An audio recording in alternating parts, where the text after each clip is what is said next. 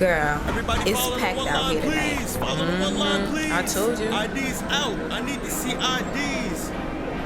Thank you, ladies. Welcome to Park Ave. Excuse me. Hello? Can you move? What? Excuse me. Oh my God. You ready to go? Girl, I've been ready. Well, hey, girl, hey. Oh, you're the best part. Oh, wait. This whole time you was singing her? You're the best Listen, part. you've been humming that for like 30 minutes, and I didn't know what the fuck that was. Best part. Hey, y'all. Hey, y'all. Y'all, goddamn. We're back. We've been gone for a minute now. We back with the jump off. And my voice really still ain't back because You're childish. You been young childish. Why you ain't got no voice, girl? Okay, so Saturday. No, because you ain't just lose your voice on Saturday. I did. Go prior. I did lose my voice the Saturday, but I didn't lose it this Saturday. I lost it 2 Saturdays ago. So sorry. Okay. It was a Saturday, and I was minding my business like I minded. And my friend was like, "What you doing?" Well, actually, I'm lying. I went to a meeting, and then I went to my homegirl house, but apparently her and her sister. I did. The kids were there. They got mad. Honestly, let me say what happened. The kids answered the door? So, I don't know about y'all. But like my friends that have kids, the kids really, they fuck with me. So when I see them without their kids, or like they come, they be like, we hanging, I be looking for the kids, like where the kids at? Bring the kids. The kids are the good time. Right. So her and her sister both came home, and I'm sitting on the sofa thinking I'm about to get like a barrage of kids. Kid me. Yeah, it's kid me. And I thought it was gonna be like 10 of them just running. Hey, Ebony, E, blah, blah, blah. You know, kids do everything. And you know, kids be real happy when they see you too. And they be crying. They be real happy when they see you too. Like I was in the gym and they was like a basketball game, and my homegirl's daughter see me. Mm-hmm. She damn near ran through the basketball game yelling my name just to come hug me. Aww. Kids make you feel special. Wow. Imagine my disappointment when a door opened and it's 2 adults. So I'm sitting there like, where the fuck the kids at? Wow. And they're like, they're with their fathers. And I'm like, okay, so how long? What am I supposed to do? And they were like, all day. I thought you wanted to go shopping with us. I thought the kids was coming.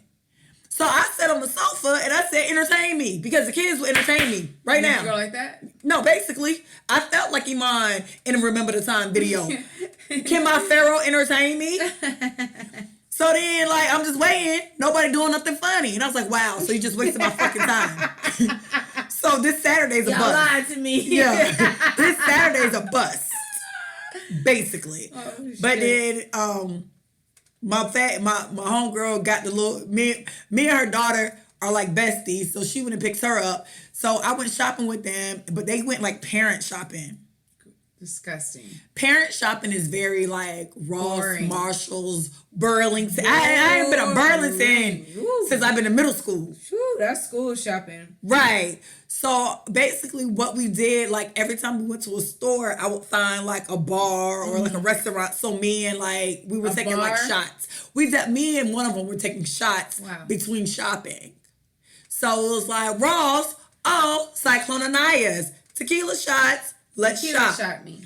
Yeah, basically. Shot me. It'd be like, Ross, oh wait, Benihana's, let's take some sake right quick. Sake me. Oh my God, Burlington, Papados, Swamp Thing me right quick. Right. So basically, in and out the shopping, and it was only mainly one of the sisters that was like partaking in my mess. So we like kind of shopped, and then I ran around the store and I bought Haley's like for I was gonna let her open candy and chips and shit, you know, because your brother, store. in the store. It's okay, we're paying for it. We're fine. Fuck them. We're fine. Fuck them. These niggas. So basically, I let Haley be a mess. I was just like, hey sis, what you want? She's like, I want that. She picked the nastiest though candy because you know, like at Ross store candy. You know that Ross store candy, they be having like the worm. They be having all types of weird shit. But then she picked like the same flavor for a gallon bag, and I was just like, well, why didn't you get the Okay, I let her do what she was doing. Who am I to judge you? It was a pound. Okay, not a gallon, a pound. And it was like, but I would expect you to get a pound of like mixed berries. You expected a 4-year-old to get a pound of strawberry, then maybe one be like green apple, and then one be like blueberry. This bitch got all the watermelon. Cut it up. Make it watermelon. Break it up. And then halfway through eating it, I was just like, you picked a terrible bag. And then her mama was like, she did, didn't she? I'm like, this is trash. Wow. First lesson in life. Don't be trash. And then, you know, she technically can't drink sodas, but when she with me, her mama let her drink soda. So sis was like, can we get a soda? I'm like, get you a soda, sis. And I was like, get the red one. And she was like, I want a green one. I'm like, okay, sis, get you this Sprite. Let's roll. Wow. So basically, and then she was like grabbing like beads and shit. So I bought her a whole bunch of shit. You did. So she left with like a crown and some candy and a Sprite. And you know, I did my good piece in the world. I love it. And I mean, the whole time you were yelling, childish. I was. So we've been gone for 2 weeks, but since the 2 weeks, the Grammys has happened. And my favorite new Grammy video is Alicia Keys yelling, childish. I can't yell it now because when I got a bit tipsy, she kept yelling, childish. Well, technically, I sent the same clip to Adrianna every time she texts me. I'm surprised she didn't block me. Every time if I asked her a question, she'd be like, hey, childish. What are you doing? Childish. How's your day going? Childish. What you doing tonight? Childish. Every time Adrianna texts me, I sent her the same video before I responded. At some point, I knew I was being annoying. I knew it. I put it on her Facebook wall. She did. I couldn't get away from it. I told somebody, I was like, I was really desperate. It was on Instagram? I was on Instagram as well. Wow. Yeah. I'm sorry. Listen, the thing is, when I like new videos and GIFs, and people don't let me use them, because, you know, you have to wait till the right moment to use something. But you didn't wait till the right moment. Well, I have been holding it for like 3 days. You used it for every moment. I just said, hey, girl, you good. Childish. Listen, that childish gift goes. But nobody gave me a reason. And actually what happened was you opened the door. You gave me a reason. You did something, and I was like, oh my God, I can use my favorite video. Bitch. And then after that, I just kept sending it to you. For everything. That had nothing to do with nothing. It didn't. Nothing. But I appreciated it. It was funny. I cackled. I cackled. Now, thank you for using the word cackle. That's actually one of my favorite words. I don't like laugh. I say cackled a lot. I cackled. Thank you. Cackle, sis. And it was a good deep, cackle. Cackle me. Cackle me, sis. It was And then she started sending it back to me. I'm like, this is no more fun. Wow. Just like when white people text you shit. Wow. It's only funny when I send it. The caucasity. Thank you. Oh, Jesus Christ. Oh, man. So, yeah. It was a good time. So I lost my voice that Saturday it started going out. And then I was trying to teach the kids Dolly Parton's song Jolene, because I think it's funny when little kids sing country music. So I was like... You make kids sing country music for your own sick pleasure. I think it's funny. I think it's funny when kids do random shit. You're horrible. You're horrible. No, like, imagine being 4 and you like Jolene. Just like, imagine it. Imagine a 4-year-old singing Jolene at school. This is fucking funny. So I was trying to teach them the lyrics. And I'm sorry, Jolene is a Dolly Parton song. Basically, it's the white woman and woman. Basically, Dolly Parton is saying, my name is Barbara. I can just imagine you, just a horrible aunt, saying, kids, I need y'all to sing this song. No, I was trying to teach for my entertainment. I wanted them to learn to sing Jolene. Sitting there with your glass of wine. Rolling. laughing at cackling actually. at these kids. So I was trying to teach them Jolene, and one of them really can't like talk, but she could say. She said Jolie, so I thought that was funny. So I'm like, oh my god. Keep it going. So I was trying to teach the kids how to sing Jolene, which is a Dolly Parton song, and it's basically like the Black Shirley Brown Woman and Woman. Basically, Dolly Parton was like, Jolene, my name is Dolly. And I was like, wow, sing Jolene says. Kids, children. So, wow.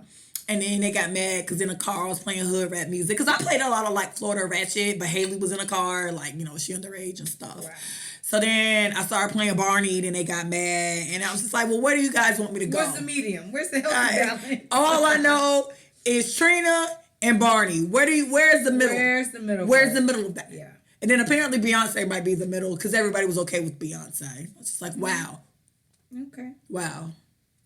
But... So in short, and I bought nothing, and mind you, I bought nothing but $2 of candy, $3 of beads, and $2 of candy in like 10 different places. Because, hey, can I get this? Yep. Wow. Taking these chips? You're that auntie. Yeah. So I got like a whole bunch of minimal transactions that I probably should dispute. I should dispute them, actually, looking back. Oh, man. Is it too late to dispute some shit from 2 weeks ago? You could. Because it's just so minimal. So minimal. You were just looking over and you didn't realize. Didn't know. Hey, something happened. Something. I didn't buy that. But we're here. And I still really don't have a voice. She doesn't. Well, because I work the rodeo too. How was that? Well, I worked the cook-off. So apparently the cook-off is a big deal in Houston. I never knew about a rodeo or a cook-off in Florida, but they say apparently they're like big in Florida too. Disney World is big in Florida. South Beach is big in Florida. I don't remember. Uncle Luke is big in South Uncle Florida. Luke, Trina, Trick Daddy, get your life. Those are legends, sis. Florida State, UF. I got some shit. That's some local Florida legends. Dade County. Dade County, bitch. 305. Come on. Come on. In the port of Miami? Make me feel at home. Rick Ross. Oh, my God. Oh, I want to Push it to the limit. I'm pushing it. I'm about to tear up. She 22. Oh, We're 222. Yeah, we the room 22. Oh, bitch, when I turned 22. When I turned 22, yes. Oh, I was so tiring. I was tiring. They should have. Because you kept Well, playing that song. you know, I overdo stuff. I'm 22 with 220. I do overdo stuff. I'm in room 22. Wow. I do overdo stuff. I'm a person that overdoes something. Here, we call that acceptance. It's just, I overdo stuff. So, yeah. So, I didn't know about it, but when I moved to Houston, it's a big deal. So, I've actually worked the real life rodeo, which I do like rodeo games because I guess I worked and I used to watch rodeo, like the pony? Like the mutton boots or busting boots when the little kids ride the shit. You have boots? Yeah, but I had boots back in the day because at one point it was like a fashion thing. So my mom bought me some boots and I always kept them because they were super expensive. Mm-hmm. So, and then when I came here, they was like, your mom bought you those boots to play in? But I didn't know. At the time, it was just like a fashion thing. So I was like, I'm buying me some cowboy boots here and there. And then I kept them because I'm just like, I can't toss. My favorite thing is to talk to, like, find some guy and be like, come here, boots. Wow. Come here, little boots. You do it with your boots on? So, your boots on? We're in rodeo season. It's 3 weeks, huh? Yeah, Rodeo's 3 weeks. Every day they have a concert. But Callus is coming? Yeah. That's Black Night. Because somebody got offended when I was like, no, I'm going to Black Night. And it was like, what is Black Night? And I'm like, I mean, it's literally called Black Heritage Night. But, I mean, that's Black Night where they have a black-ass artist. I mean, Robin Thicke was there. I seen Usher there. This year, me and my homegirl going to see Cardi. Mm-hmm. I'll have my phone back by then, so you guys will be able to be entertained while I'm seeing Cardi. God bless me. I want to drink a rodeo punch, a cowboy punch. I'm with it. So that's probably what my voice didn't come back to because, you know, when you be working at the cook-off, the music was loud. Yeah. I was still trying to, like, yell, so my voice ain't all the way back. But, bitches, we here. We're here. Because we just been trashed for 2 weeks. We're trash right now. And Adrianna apparently got part of a Ponzi scheme. So, listen. Is this what's cool in the city? Getting schemed? Stay scheming. No. So, I was at work. Mm-hmm. So, I have a job.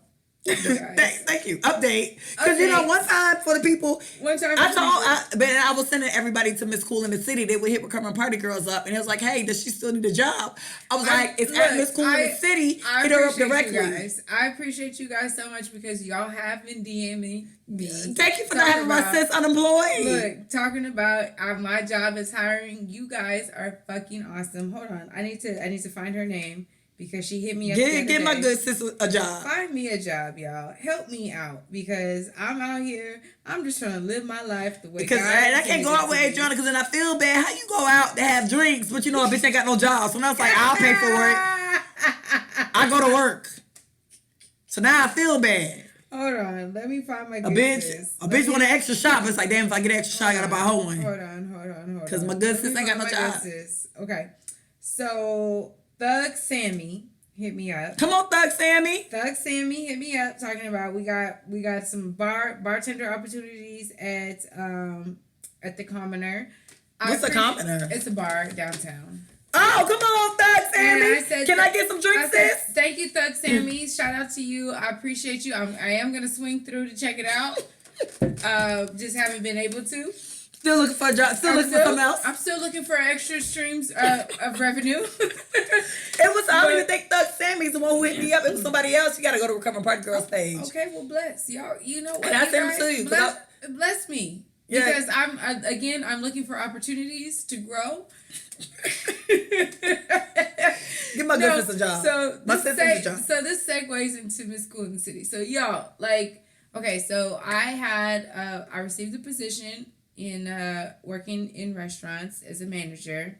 I accepted the position, and while I'm still looking for bartender gigs, you can still hit me up. That's cool.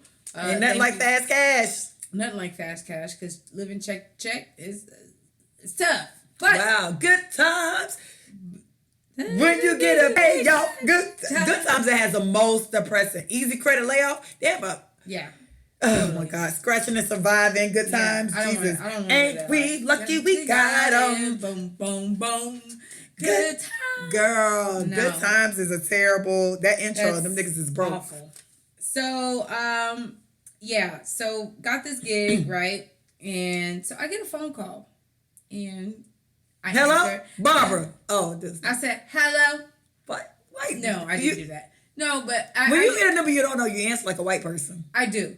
Everybody do. I call a couple people from Airmine. So I get this phone call from a number I don't recognize, but I'm thinking because I went to a wedding fair to promote my business. I broke my phone, so Adrianna did go to the wedding fair. She sent me a really good video. I did. You need to post it on Recovering Party Girls IG. She had exactly what she said she was gonna fucking have. My good sis had her flat screen, her flowers. I had a little. HEB didn't have the kind of flowers I wanted, so I went with baby's breath. I thought it was white. They were baby's breath. Baby's breath is just filler flowers, basically. But I did what I had to do. I just had with the HEB. They didn't have what I needed, nigga. Really? HEB didn't have the price points that I needed. I'll say that. How about that? You should went to Walmart. Walmart, nah. Oh. So HEB. Wow, I love a bougie bitch that ain't got a clean.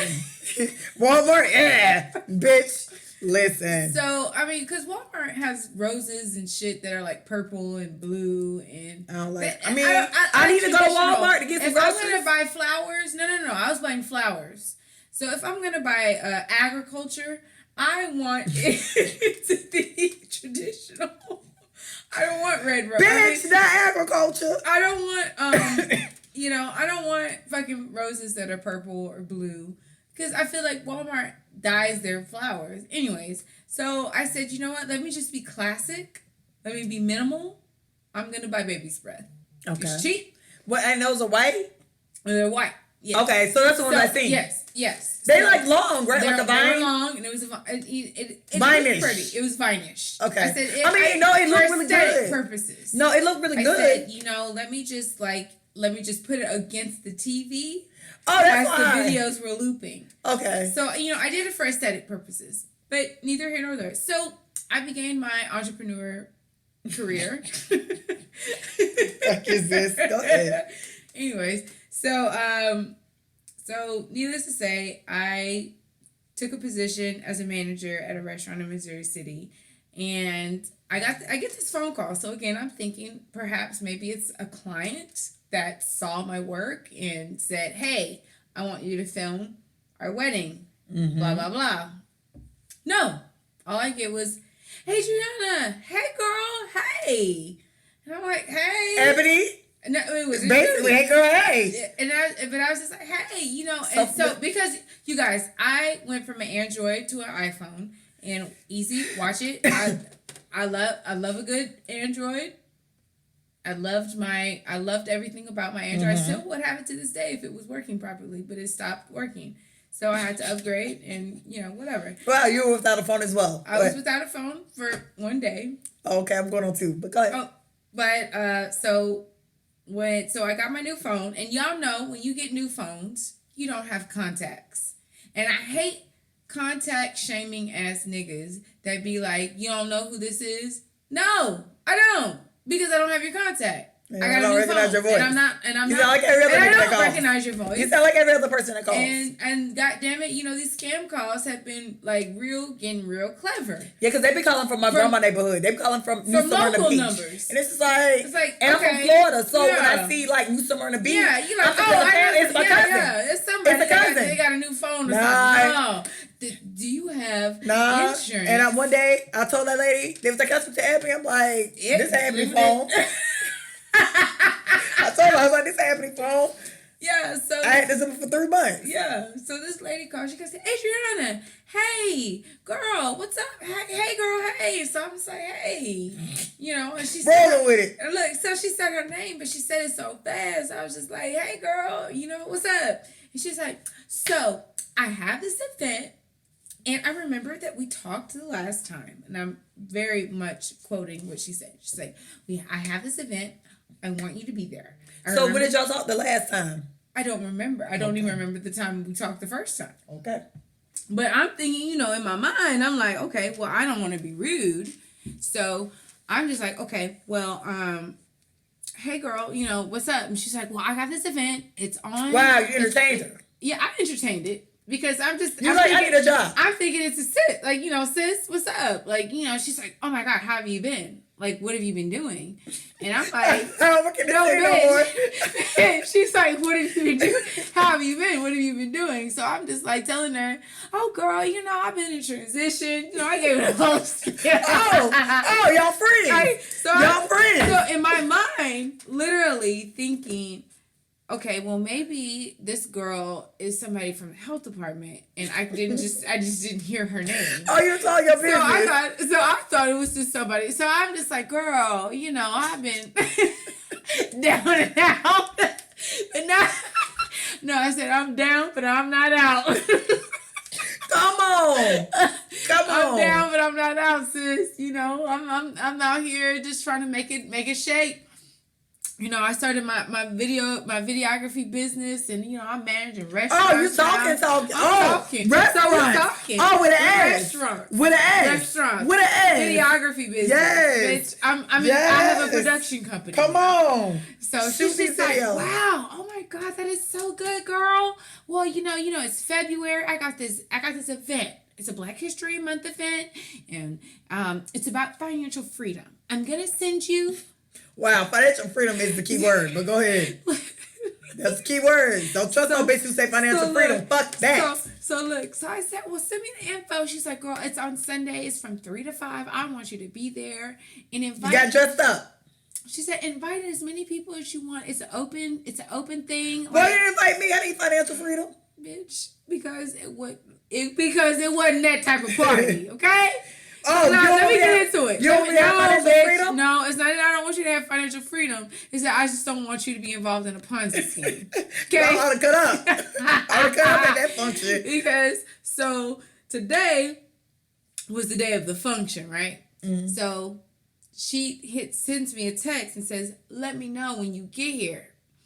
So she sends me the address. And so I Google the address. Now, I've been to this address before. Mm-hmm. I know I have. Because when I used to work at Olive Garden, this chick came up to me talking about some, do you like your job? Would you like to make extra income? And so I went to the same building. So, with me, I like to look at the pictures of the building. Not just like, the map. And the I Google the actual image. I like to Google the image of the when building. I'm going to like a house party. Yeah, I want to see the house. I want to see what the house What's look the like. house look like? Like I want to see what the building look like. How's the street? Because I actually curved it. What's the street? I look at the street. I look at the whole street. Yeah. So you do the Google 360. that 360. You do the 360. Oh, bitch, I live there. So I said, okay, let me 360 this bitch. I put it in the information. I said, God damn, man. I've been in this building before. You knew. So I said, you know what? God is not going to lead me where he don't want me to be. Wow. Yep. So I'm going to trust it. Didn't think it was the devil. So she was just like, text me when you get here. So I ended up going to the restaurant to make the schedule, and then some shit happened at the restaurant. It was just like a lot of shit. It was from 3 to 5, and it was 4 o'clock. So I texted her. I said, hey, I might not make it. And she's just like, don't worry about it. It's fine. So then she's just like, well, just let me know when you're on your way. Oh, y'all in contact? Yeah, we're contact. Your friends? Cell phone to cell phone. Yeah, okay. Right? So then I hit her up and I said, look, I'm sorry. I'm so sorry. I'm not going to be able to make it. She goes, don't worry about it. Come by anyway. I'm still here. Oh. So I was just like, she's pressed. That's my first thought. She's pressed. But okay, because we did agree to talk about, because she's a business just like, venture, more money, financial freedom. Financial freedom. And, what are you doing? You're doing videography. Cool. Well, maybe I can put you on to some people. So I'm thinking, man. Financial freedom. This is my good sis from the health department. Financial Perhaps. freedom. I need to be financial freedom. Financial freedom will get you. Bitch, I'm about ready to answer. Oh, shit. Try to call me. So look, I get down there and I said, I know this building, and I know the last time I was here, it was on some fuckery. So I get there, and I started seeing all these this influx of people come out, and so I was reading. So you were thinking that freedom was financial. So I'm reading the what is it, invitation. Mm-hmm. He was like door prizes, blah blah blah. So I'm looking at all these people, and okay. You know how you go into Walmart and it's like a whole plethora of people that they look like they belong in county jail. Yeah, Walmart has a very eclectic crowd. They do crowd, right? So this crowd was eclectic that was coming out, and I'm thinking it's a Sunday. I know this event just happened, and this is the office building, so random. Like, why would these people be coming out of this building if it wasn't for this event? So I'm like, this is an odd bunch of people that are just coming out of this building. They didn't look uniformed. They didn't look uniformed. They look like probation. Yeah. Like they're going to probation. Probation being collected as fuck. Yeah. Probation had me and a meth head. Yeah. So it just looked really eclectic. So in my mind, I'm like, okay, I know this is about to be some fuckery. So I get in there and I'm thinking, I know this girl.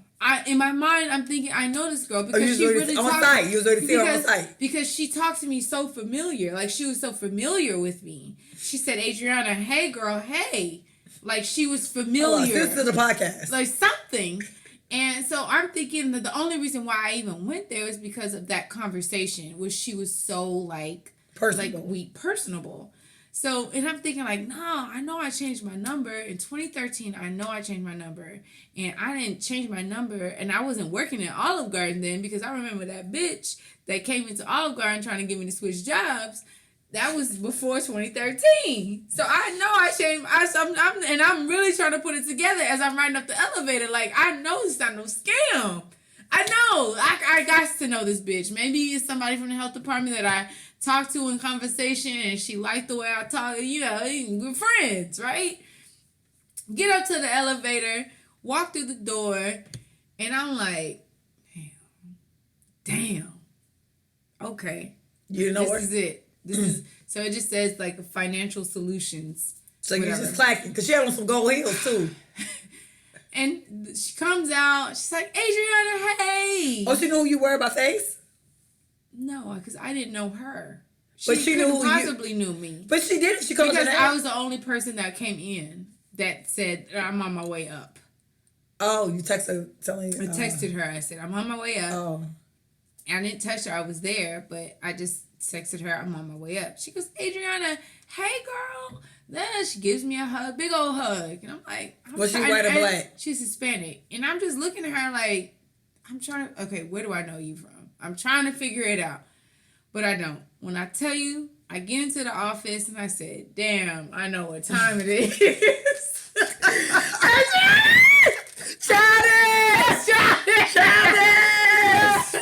I was like, damn. I see all the quotes on the wall. Oh, God.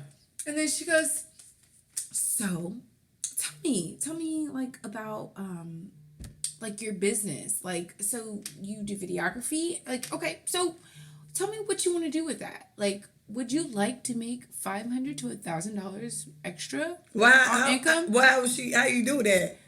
Girl, by selling life insurance. Oh, by all the story in it to me about life insurance, bitch. I was upset. And oh my God. I was upset. Not life insurance is? Yeah, life insurance.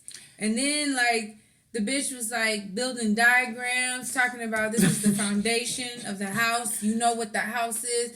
The second part of the house is debt-free and equity and financial freedom. So what was the end goal to all of this? To try to sign me up on a pyramid scheme.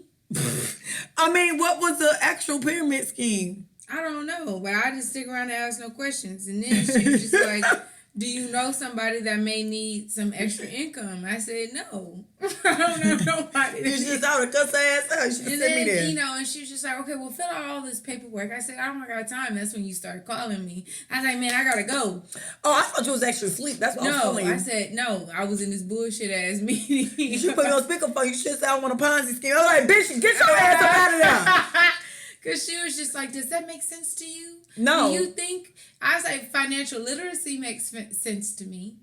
And she was like, that's what we do. And then she was like, describe yourself to me in a couple of words, Adrianna. Describe yourself to me.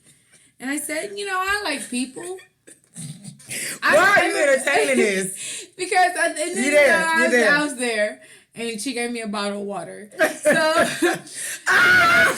she goes, Tell me about yourself. How would you describe yourself? I said, I'm a people person. I love people.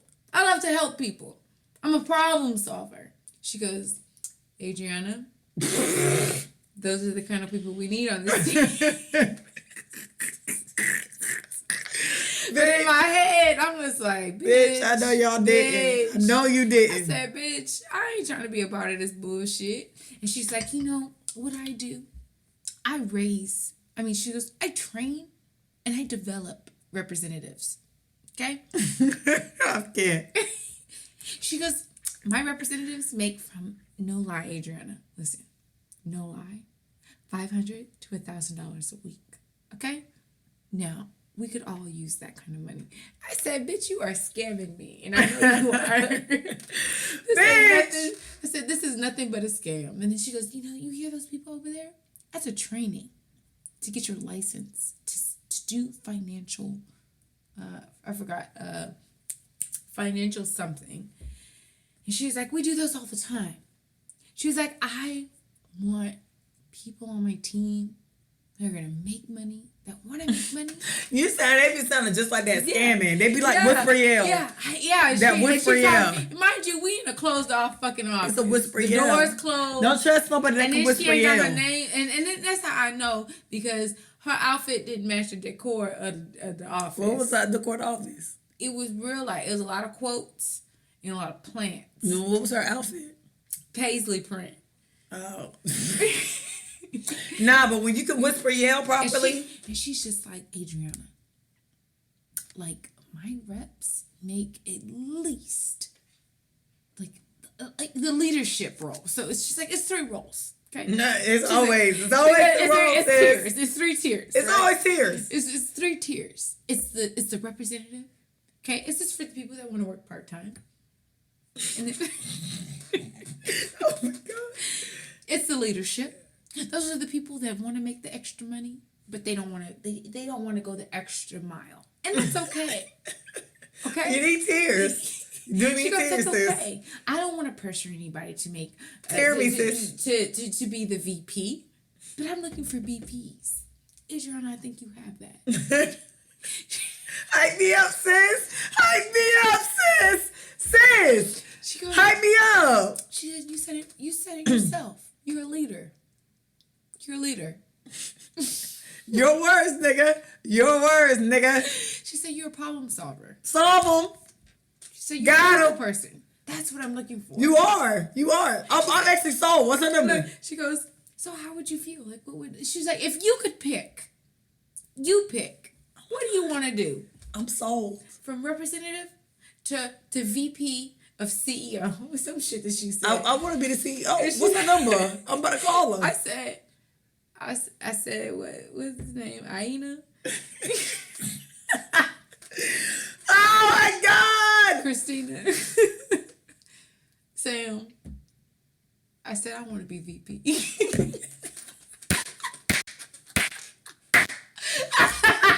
I said, I want to be VP.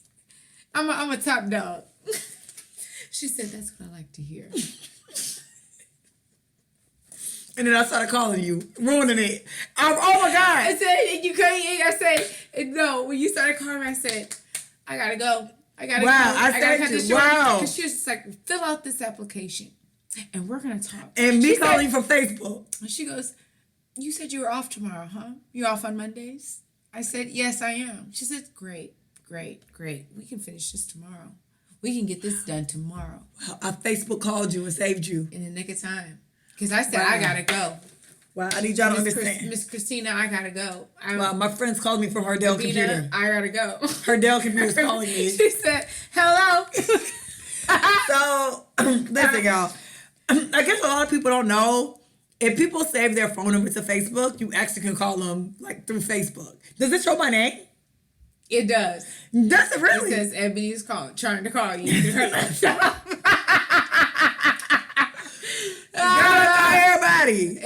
Because I need people to know. Ebony's trying to call you through her laptop. Okay, because no shade to life. But okay, so when Facebook originally started, you had to be a college student. So I had a regular Facebook account, and we used to look at Facebook on our laptops and our desktops. Right.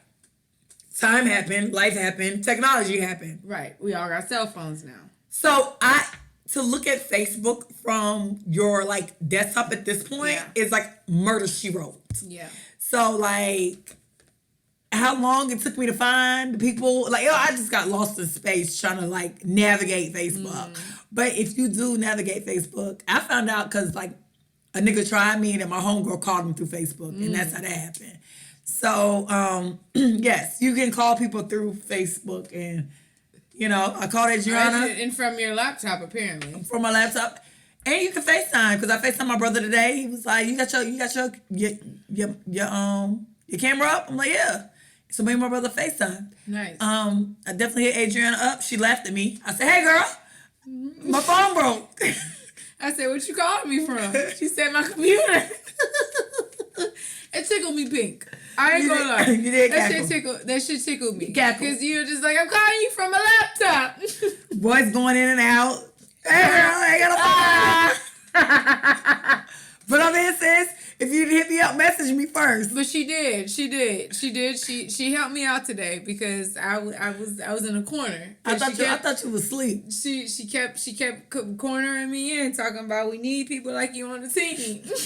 And you was like, you right. I said, you right. I know you need people like me because I'm a go-getter. Okay? I can't. But I ain't trying to be a part of it. I ain't trying to pay $100 to start. I can't. 100? 100. To start, them niggas. I'm not trying to pay $100 to start. It'd be like $200. And then it's just like, because I wanted to be like, so how do you get your clients?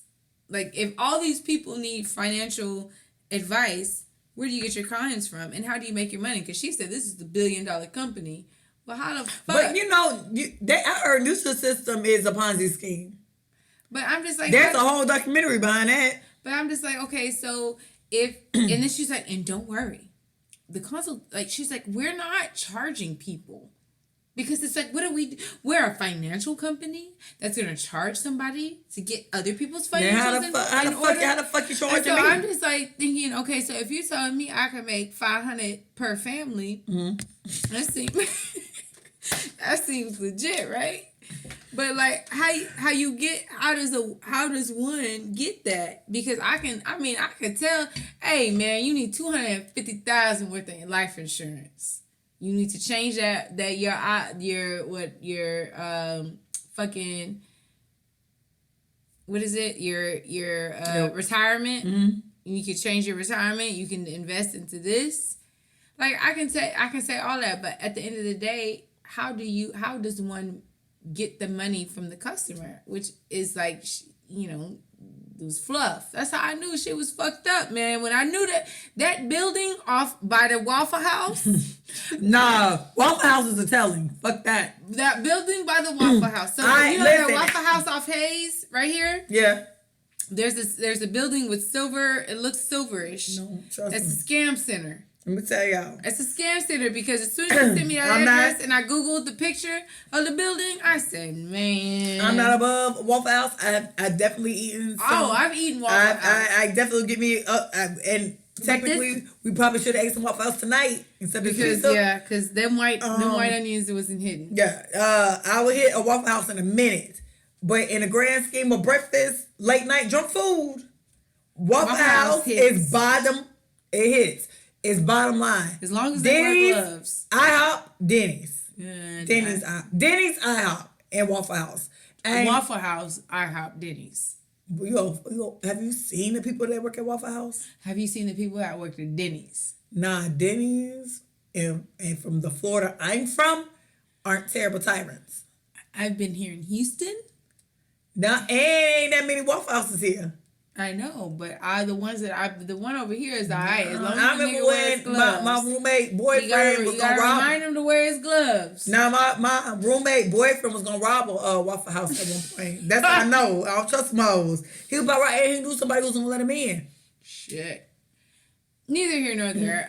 So what's cool in the city is the Waffle House, the waffle. Everybody pop. If you drunk, Waffle House. I actually prefer Dirty Waffle House over. Well, IHOP first, then Waffle House for me. Yes, absolutely. Okay, that's a good one. Because Denny's Denny's is Denny's is like white people food when you drunk. Yeah, because they don't have no flavor. Yeah, I been eating like Waffle House. I didn't my cook to like murder somebody before. Yeah, with the gloves. Even when they have the gloves on, my grandma don't be cooking. Watch. Yeah, my grandma be like doing extra shit. And usually the cooks always have a nice watch going on. They do because they're drug dealers. It's not my business. Not mine. It's not mine. Just make sure my waffle flip even on both sides. I like my hash browns toasted on both sides, sir. You know what? That might be tasty. It's good. I love hash browns that are toasted on both sides, and then I like to put the ketchup on it, and then I like to crunch it up. It's like French fries, but like on a different playing scale. You guys gotta try that shit. Hash browns toasted both sides. Crunch it up, ketchup, amazing. But we should order the Waffle House tonight. We should have. I say all that to say, you guys watch out for them scammers. It's scamming season. It's getting warmer outside. Your income tax returns. And it's almost like they are because I don't understand. I've never met this woman in my life, but she talked to me like she knew me, and she conned me. She tricked me into she had me feeling bad for missing this bullshit ass event that I'm glad that I missed. God knows what he was doing. Because God said, go to that restaurant and waste time. We're going to segue into Woman Crush Wednesdays, you guys. I'm done. So, sorry, my voice is still not back. So just understand this episode is like coming from my heart. So my Woman Crush Wednesday goes to, because it's going to segue into our hot topics. My Woman Crush Wednesday goes into Eve Baptiste from Eve's Bayou. Eve Baptiste is played by Journey Smollet. Smollet. Wow, they're under fire right now. Yeah, it's they're triggering. Under fire. Triggering. It's a 1997 classic that also stars Samuel L. Jackson. What is Brandy Webb's real name?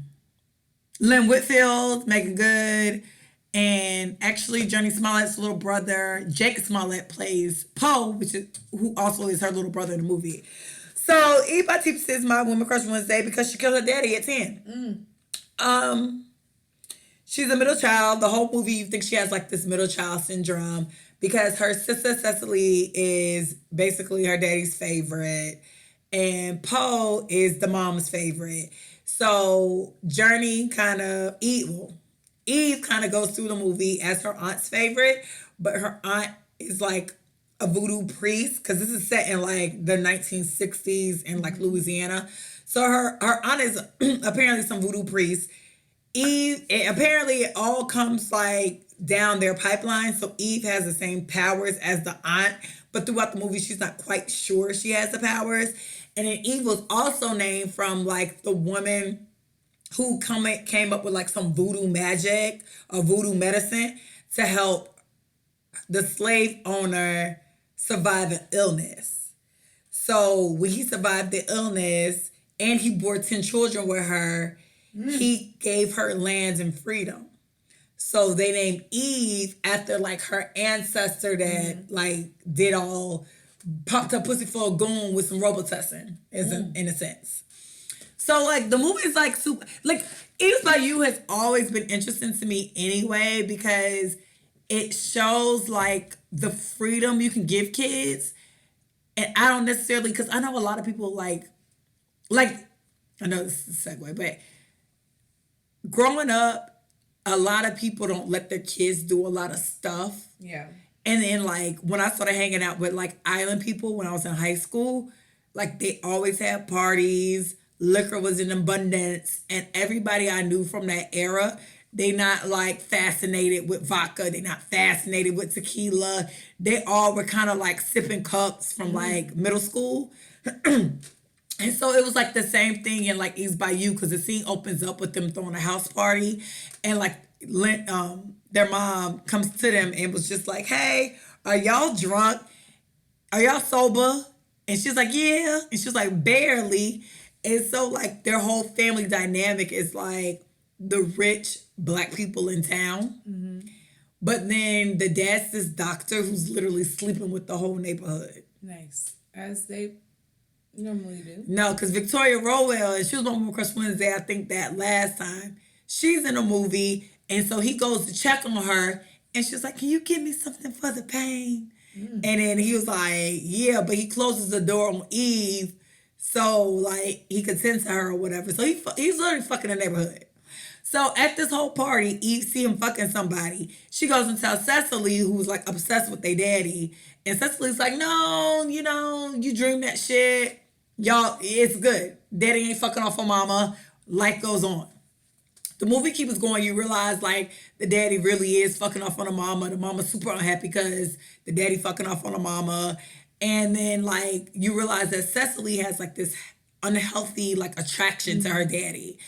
And I just read a think piece maybe 2 weeks ago when somebody said that they think the dad was raping Cecily the whole time. And so I called my homegirl. I was like, so listen, I just read this think piece. I mean, was that what was happening? Because even as I got older and I watched the movie, I never thought that he was like molesting her. I always just thought it was like she had a super unhealthy attraction to her daddy, which, I don't know if that happens because I ain't got no unhealthy attraction to my daddy, but I'm pretty sure. I feel like it's a lot of people, like girls who really like worship their daddies. Yeah. And the first people that came to me was like Trump and his daughter Ivanka. Uh-huh. Like, it's like some of the shit you be saying, like, no, nigga, that sound weird as shit. Yeah. So the whole movie, like, the daughter can't stand a mama. Like, she's going through her whole teen thing. Eve's confused. Poe's the mama favorite. The daddy just out here busting it open. So anybody want to bust it open too. Eve, Cecily's making excuses for him. And then like it all comes ahead of one night. All comes ahead one day when they go see some other voodoo priests, and all the other voodoo priests said that somebody in their family was gonna die. So basically, they made the kids stay in the house. But Cecily's like withdrawn from everybody. And a lot too, Cecily was like coming of age as well. So Eve come downstairs to like cuss out her mama, like, sit sleep in the bathroom for an hour. She's been in the bathroom 2 hours yesterday. Ain't that much dirt in all Louisiana. And then like her mama like was like, bitch. And then her mama like bring up the daddy. And then Eve is like, every day he's not working. I know he's not. And then the aunt like snatches her up like, don't do that to your mama. Like, your mama out here trying to keep this house together. She was a bad bitch. Imagine being a bad bitch and your dad and your husband still play you. Like, if you really think you like the creme de la creme and your nigga still ain't faithful, that targets your fucking emotions. That's hard. It has to. So basically, one night, like everything it's just corrupting the whole family. So one night, finally, the mom and the dad like have a conversation, but it ended up being a blowout because she was like, I'm gonna wait on him tonight. Go to your room, Cecily. You know, me and this nigga got some shit to talk about. They get into it, but in the scene later, Cecily comes downstairs and start massaging him. But then they kiss. And in my mind, I always thought he came home drunk, and Cecily coming down to massage him and stroke him made him think it was the wife saying sorry. Because when he realizes it's her, he like smacks her. But then she takes it like the nerve of him. But I think he took it as, bitch, you my kid. The nerve of you. Yeah, bitch, you my kid. The nerve but of you. Like I said, I read a think piece, and a think piece had a whole nother thought to that. But I was just like, the entire time, I was just like, he slept that bitch because he thought that bitch was his main. Yeah, that was his main. So, basically, she goes and she gets like super reclusive, and then she talks to Eve, and then she says he hurt me and blah blah blah. Now Eve not necessarily understanding her New Orleans, because I do believe voodoo. Now a lot of people don't be believing that shit. I believe it. I fully believe in voodoo and New Orleans people and niggas burying bones. I believe that shit. I'm sorry. I believe it. So her still exploring her voodoo powers. She goes and does something, and basically, like, her daddy ends up being shot by the woman's husband that he was sleeping with at the beginning of the movie. But I feel like a bit of it was like the voodoo magic. I mean, it may call me naive, but I honestly believe voodoo in New Orleans. Like, I do too. I wouldn't touch a chicken leg. Listen, I know. Shut up. No, I'm serious. They had these chicken legs out, and they were like, you know, you can. I'm like, I'm not touching that shit. Nah, I'm gonna tell you, because we knew some lady from Guyana. My neighbor was from Guyana. She read cards, and everything that lady ever said came to pass at some point. So y'all, I believe people be having just like. And people, because I remember my grandma said something, and I was just like, my grandma thinks she sees spirits. So, like, when you have it, my grandma got spirits all over you. And, like, it be people in bad moods and stuff. So, I do believe in people be having a gift to see some shit that we ain't seeing. Yeah, I agree. Neither here nor there. But Eve basically put her head out on her daddy through voodoo. Hey. And her daddy died. Hey. She killed that nigga at the age of 10. So, shout out to Journey Smollet. Bell is her current last name. Ease by You is a good, it's a good classic, because I remember, like I said, I just read the think piece, and it was like Lewis molested her, and I was just like, Lewis molested Cecily? But my homegirl was like, nah, because apparently Megan Good had like an unsong and said it was just like an unhealthy attraction. So, shout out to that movie. That girl killed her daddy at the age of 10. Journey Smollet, by that time, had been working in Hollywood for a very long time. Because if you know Journey Smollet, dead ass was in had a cameo in all of the 90s TV shows. She was everybody's best friend. So, shout out. Shout out to anybody who's a classic. You snatched it from me, so I couldn't watch it the last time. It's been a long 2 weeks. It's been a long 2 weeks. You snatched it from me. No, I'm gonna give it to you. It's a good movie. You said you ain't gotta watch it? No. She was like, well, no, you said, do I still have to watch the movie? I said, no. I'm calm. I'm a calm mess. Oh, Ebony, you said. You said. Yeah, I said no, but I was Adrianna said. I was only like, okay, because you had got the attitude. I was just like, all right. You still want me to watch the movie? I said no. You said no. I ain't do all that because they took all that to grab it. Because I'm a way more cause of it. I said no, and I picked it up and kept it moving. Oh, my good sister's upset. My good sister's in the mood. Nah, but watch Ease by You was actually a really good movie. And I think Ease by You was ahead of its time. I think it would be more critically acclaimed if it came out now. The acting is superb. Lynn Whitfield's superb. The kids, like I said, it's Journey Smollett. It's a young Megan Good. Megan Good tells a story about how, like, because she was underage when the movie taped, and in the movie it shows her and Samuel L. Jackson kissing. And she said how everybody kept asking her, was she okay? Then finally Samuel was like, am I okay? Like, you got me kiss this little ass girl for this movie. So, no, it's a superb movie. And like I said, now I think it probably will be like one of those movies that get nominated across the board. Nice. But, so, since we're here, and we talked about Journey Smollett, and the little brother Jack Smollett is also in Eve's by You, I guess it's a good time to talk about Jussie Smollett. Bussy. It's just something, don't say. God, you gonna get us off air. Let's talk about Bussy. Jussie Smollett. So, you think he lying? You know, article just came out and they said that he definitely he paid them for what? The Menendez brothers. The Menendez. We gonna go Menendez brothers because I can't remember. But Menendez brothers, every time like shit go left and it be brothers, I'm thinking of Menendez brothers. You know, honestly, it's too much of a shit show for it to not be something No, I'll take that back. The fact that these niggas was on camera buying the shit that they bought at the store is very telling. And I just honestly feel like as a person no. I honestly feel like if all this other shit comes out, right? All this other shit. So when that nigga got attacked, right?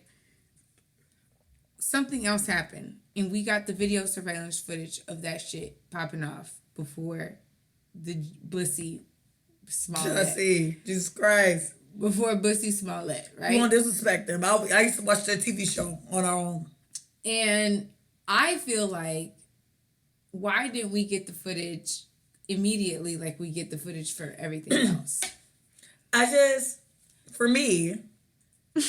No, and I'm saying that he's not lying. I'm saying also I'm questioning that I don't jump on the police side because I remember when they sent out all that footage on Mike Brown. Right, absolutely. I remember a whole bunch of footage where black people got fucked over. So I'm not gonna jump to the conclusion that he's lying. I will say though, it ain't looking good for him either. Yeah. And but do you agree? Like, when you saw the footage of the two guys purchasing the Make America Great hats and the skull, whatever the fuck they were buying, that was incriminating. Do you believe that was something? No, and I'm gonna say honestly, for me, no, because a part of me watches way too much TV anyway, and so. To have somebody go buy hats and shit and then release it to the internet, because that's basically what you're doing, and saying, oh, here's a video of them buying this shit. I would do that if I was on the other side of the fence trying to make a nigga look crazy as hell. Not saying that they didn't buy it. That shit was clear as fuck. I see your argument. Yeah, that shit was clear. This shit was clear as fuck. But okay, so but y'all couldn't find no videos on nobody else though. All of a sudden, y'all, everybody got all the video footage. All of a sudden, a whole bunch of motherfuckers died without video footage. I just think it's just disheartening because it's like, okay, you have a serious thing. You have somebody accusing people of a serious crime. So we know they weren't white. Listen, this is my thing. If this is all faked, he laid it on too thick. Your ass said on Good Morning America and said right. They called me a faggot nigger. They called me a nigger faggot. A nigger. No, not even nigger. Nigger faggot or faggot nigger. Like you double negative. You double double negative. Like that's a lot. That's a lot. Nigger's a lot. Faggot's a lot. Nigger faggot nigger. That's a lot. A hard ER. Wow. Everyone. Hard ER. The world's against you. A hard ER. A nigger and a faggot. And they put a noose around you and they bleached you. That's a lot. And you managed to walk down. You managed to walk down as Chicago PD. So, but then again, it's just like, okay, it's a lot because so they did all this shit, right? They fucked you up. They did. They fucked you up. I'm gonna say, okay, for me. But the video and the pictures of him. For me, the issue I had from jump was when Lee Daniels released that FaceTime screenshot. And I was like, damn, for two niggas to try to beat your ass, you didn't get a black eye? Yeah. They ain't popped you? Your mouth ain't swollen? Where the bleach? Okay, so where are your clothes with the bleach at? Nah, I'm not even looking for that. I'm just saying I'm looking for everything. No, I'm just saying, like, if two people jumped you and you're his complexion, people from a lighter skin complexion bruises easily. How did you manage to like walk away with like a semi-scratch kind of under your eye? And then now it's like, oh, my ribs are cracked or whatever. Like, I mean, from jump, when I seen that photo, and it was Lee Daniels put that photo out, I was looking crazy. But with that being said, I don't put nothing past nobody. I mean, I don't put nothing past like random, not Hollywood people, but like random people in the streets. A lot of hate in the streets. There's a lot of bullshit in the streets. But to like, at this point, if you were trying to make a statement, you should have backed up off the PR. Yeah. You went and did the concert. You had your siblings on stage. Said, I'm the gay Tupac.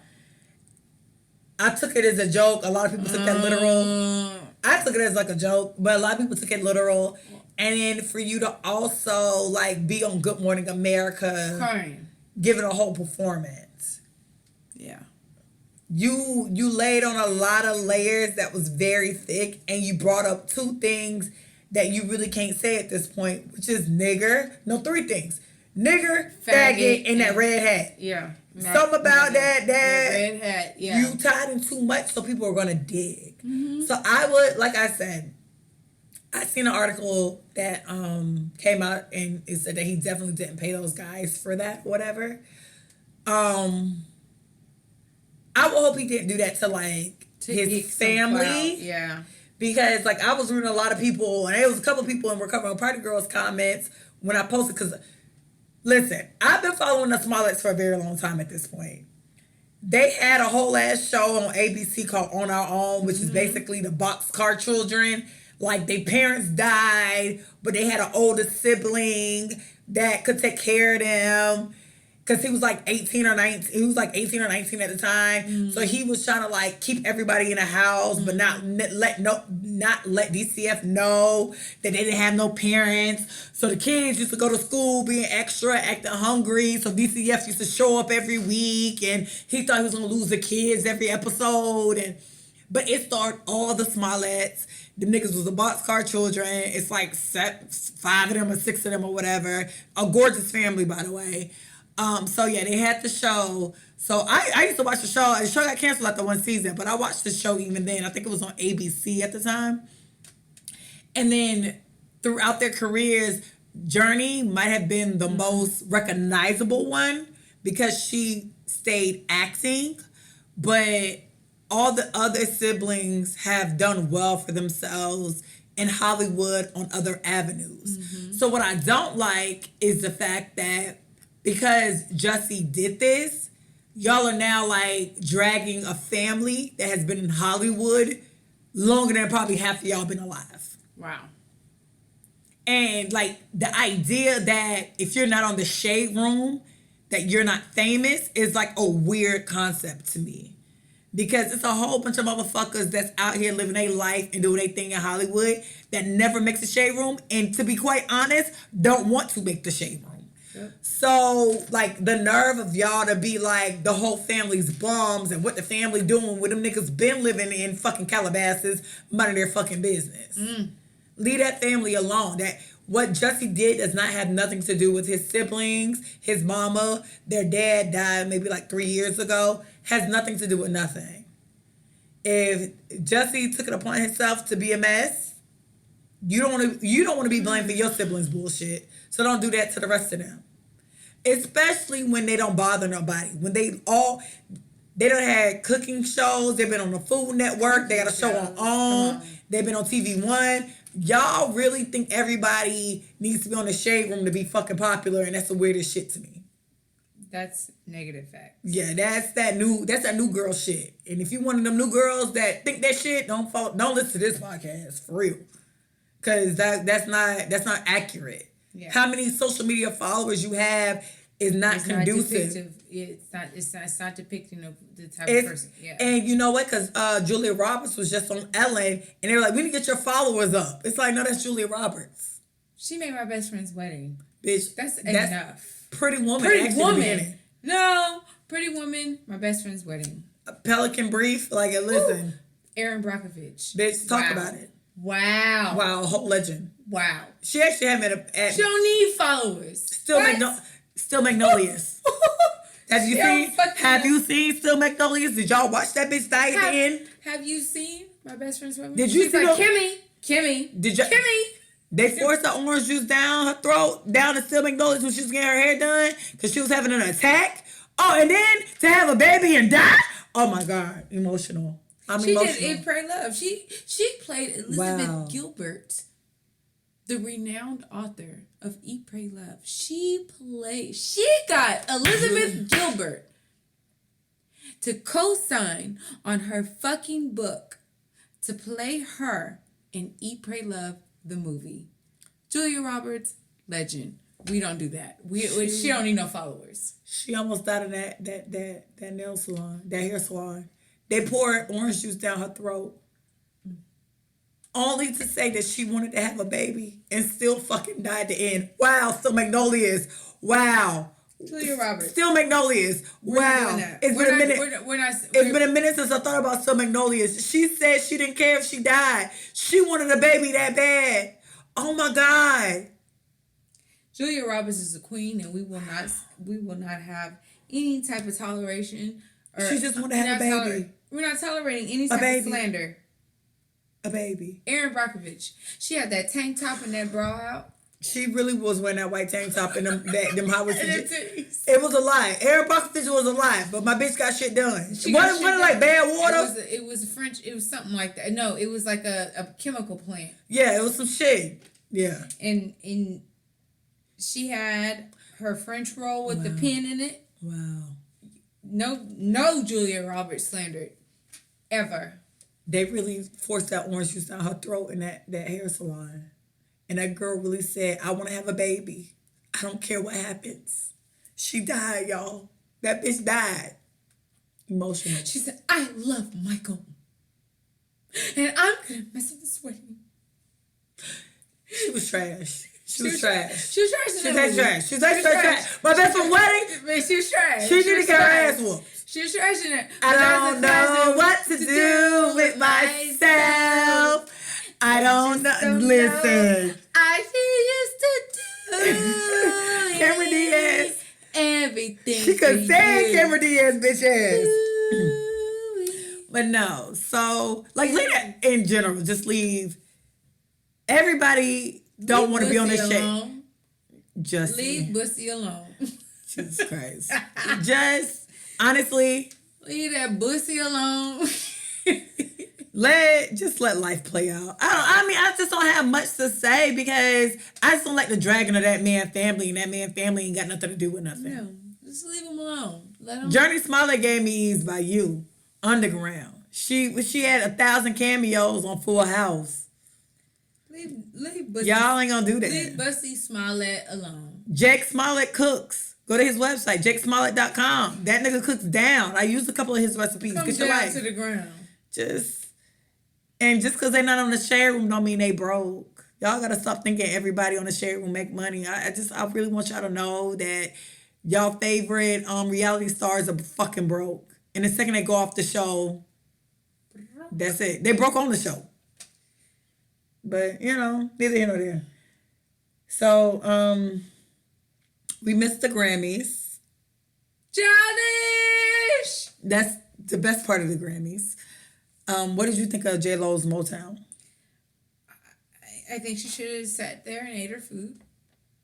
But you like J.Lo. I love J.Lo. But I love J.Lo in the context of her in her lane. J.Lo-ism? I love J.Lo when J.Lo is in her lane. When J.Lo does J.Lo, she's great. Oh, J.Lo technically did J.Lo at the Motown. But no, J.Lo is not a Motown artist. Like, I like J.Lo when she's doing her, like, pop Latina, Waiting for Tonight, radio music, like radio edition, plus mixing with Get on the Floor, or Let's Get Loud. Let's get loud. All I got is all I have. Okay.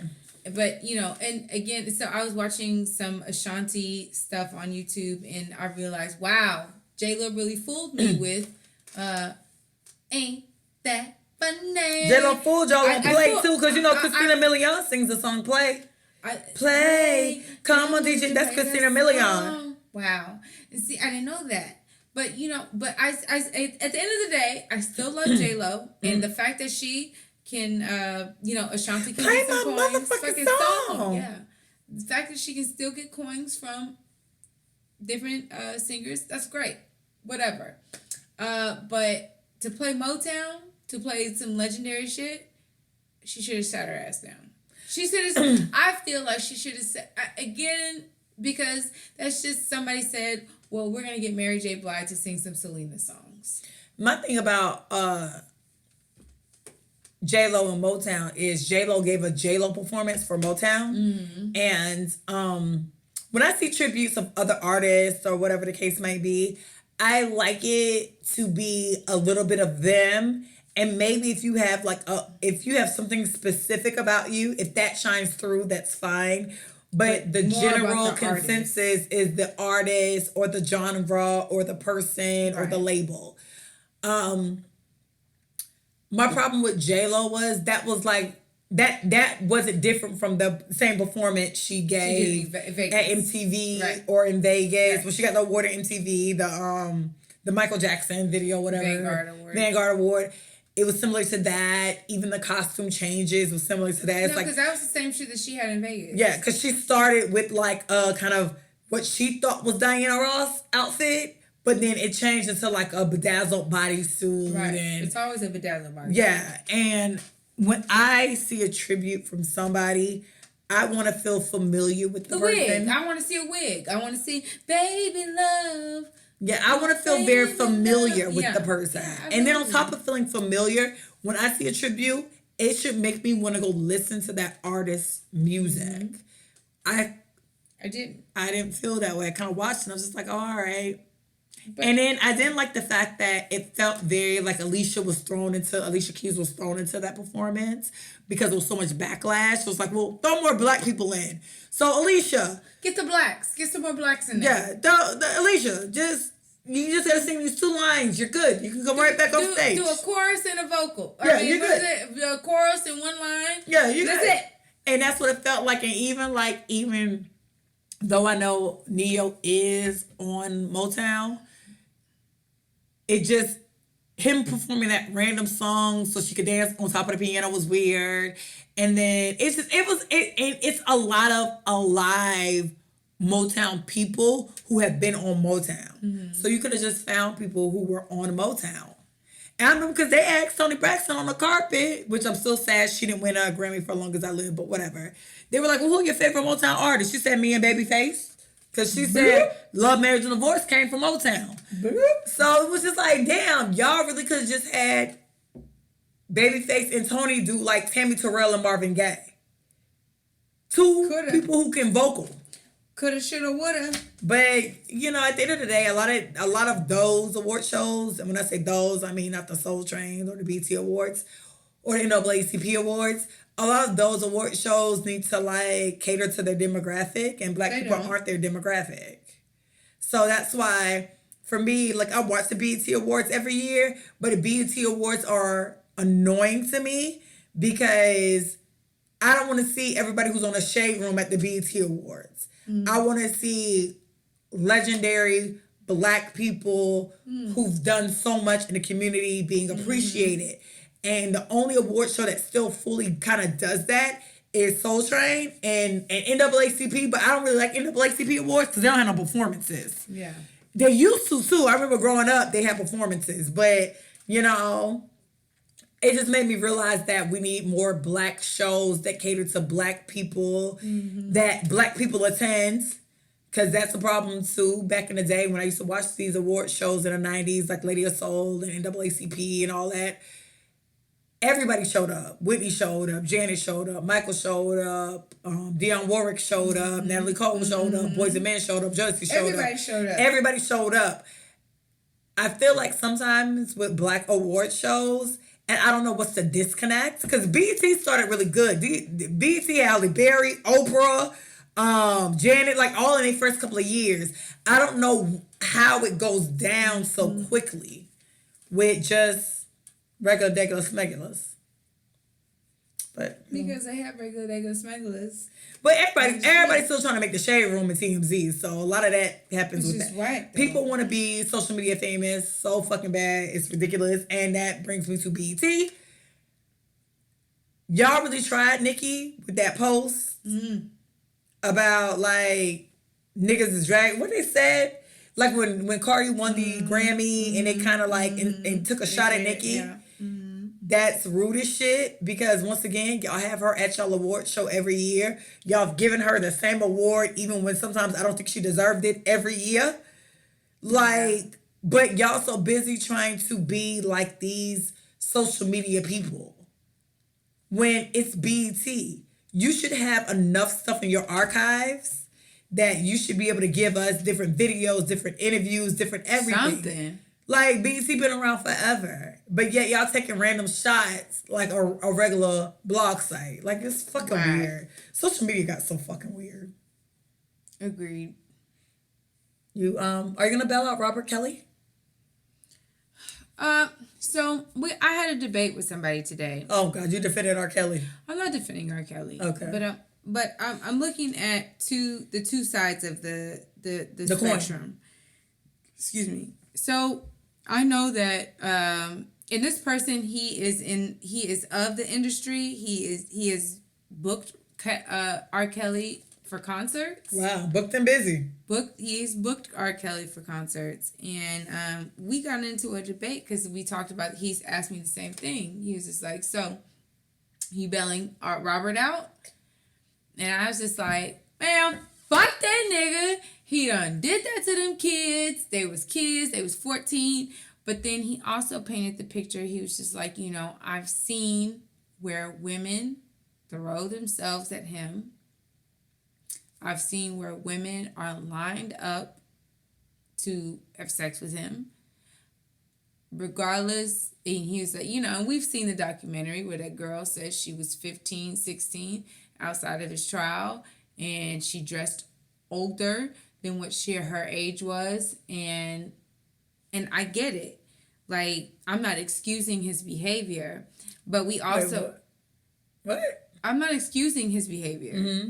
But we also have to look at other factors that have contributed to that behavior. He said outside of high school. But there are parents that have also... He said outside of high school. Yes, but there are parents that have also set their children up for. But that is true. But he also went to I'm seek. I'm not saying that. I'm just saying the seek as well. Yeah, I'm not saying no. Listen to me. I'm not saying that anything on his part, predatory wise, is. I'm not saying that's excusable. But what I'm saying is we also have to look at the flip side of the coin. Is that there are women that have fucked with R. Kelly because he has been, and he said that, I know a woman specifically that has been in, I forget the word, not arbitration, not deliberation. What's the word when you're in, he sued R. Kelly. This guy sued R. Kelly because he missed a concert date or some shit. And he got his publicist to do a deposition against R. Kelly. And they had to throw out the deposition because they found out, because the woman that was speaking about him was talking about, her affair with him and how he's this person and, he's this monster or whatever. But she turned around. They had to scrap that whole thing because she was writing love letters to him. No, okay. So, and again, I'm not saying that Robert Kelly is innocent. No, fuck that nigga. He's a pedophile. He is a creep. He deserves to be in jail. He deserves not to be bonded out. I don't condone. TP2 though, I'm really sad you made TP2, Robert, because I really fuck with TP2, Robert. I love the R. Kelly album. Damn it, TP2 with the blue background. Jesus Christ, TP2. I Can't Sleep is one of my favorite fucking songs. Is that the one where he on the Jeep? I can't sleep, baby. That's the one he on the Jeep? Is that what I play? I can't sleep, baby. That's what I play. I think he on the Jeep. That's what I play. That's R. That's R. That's Black and Red. No, R. Kelly. So that's R. Kelly. He was blue. He was the one with the Jeep. It was blue. Was that the one? I can't sleep, baby. Half of the babies on R though. I did fuck with that one too. But he did make a valid point. He said there are females out there that are selling pussy. There are women out there that are selling pussy at a young age, right? And there are women there are females. I mean, people in high school fuck with older niggas and genuinely wanted to. Right? But my thing about R. Kelly though is that's all good and gravy. That nigga also sat outside fucking high schools and grabbed people. So like I can't argue. I can't argue. I can't argue. I did know girls in high school that talked to older niggas. The 23-year-olds. That was fucking with 23-year-olds, but like that was the only like little 15, 16-year-old he was fucking with, whatever the case might be. I ain't never got that too deep in everybody's business. But one thing about R. Kelly we know for sure. Absolutely. He's the predator. He married Aaliyah. He found a lot of these motherfuckers. He's a predator. He knew which ones to get. So I can't. There is no other side of the coin to that because like, what's people who set him up? Yeah, after he gave years of evidence that he want to fuck with young girls. No, I'm not saying that I'm not saying that. All I'm saying it is women. It is there parents are women that were trash. But they were only trash because he had been such trash for so many years. I think that there's unfortunately two sides of this coin, right? There are parents that will sell their kids for money, for most fame. Of the people weren't parents though, it was just girls he picked up. But for the ones that their parents allowed them, and a 5 out of 1,000.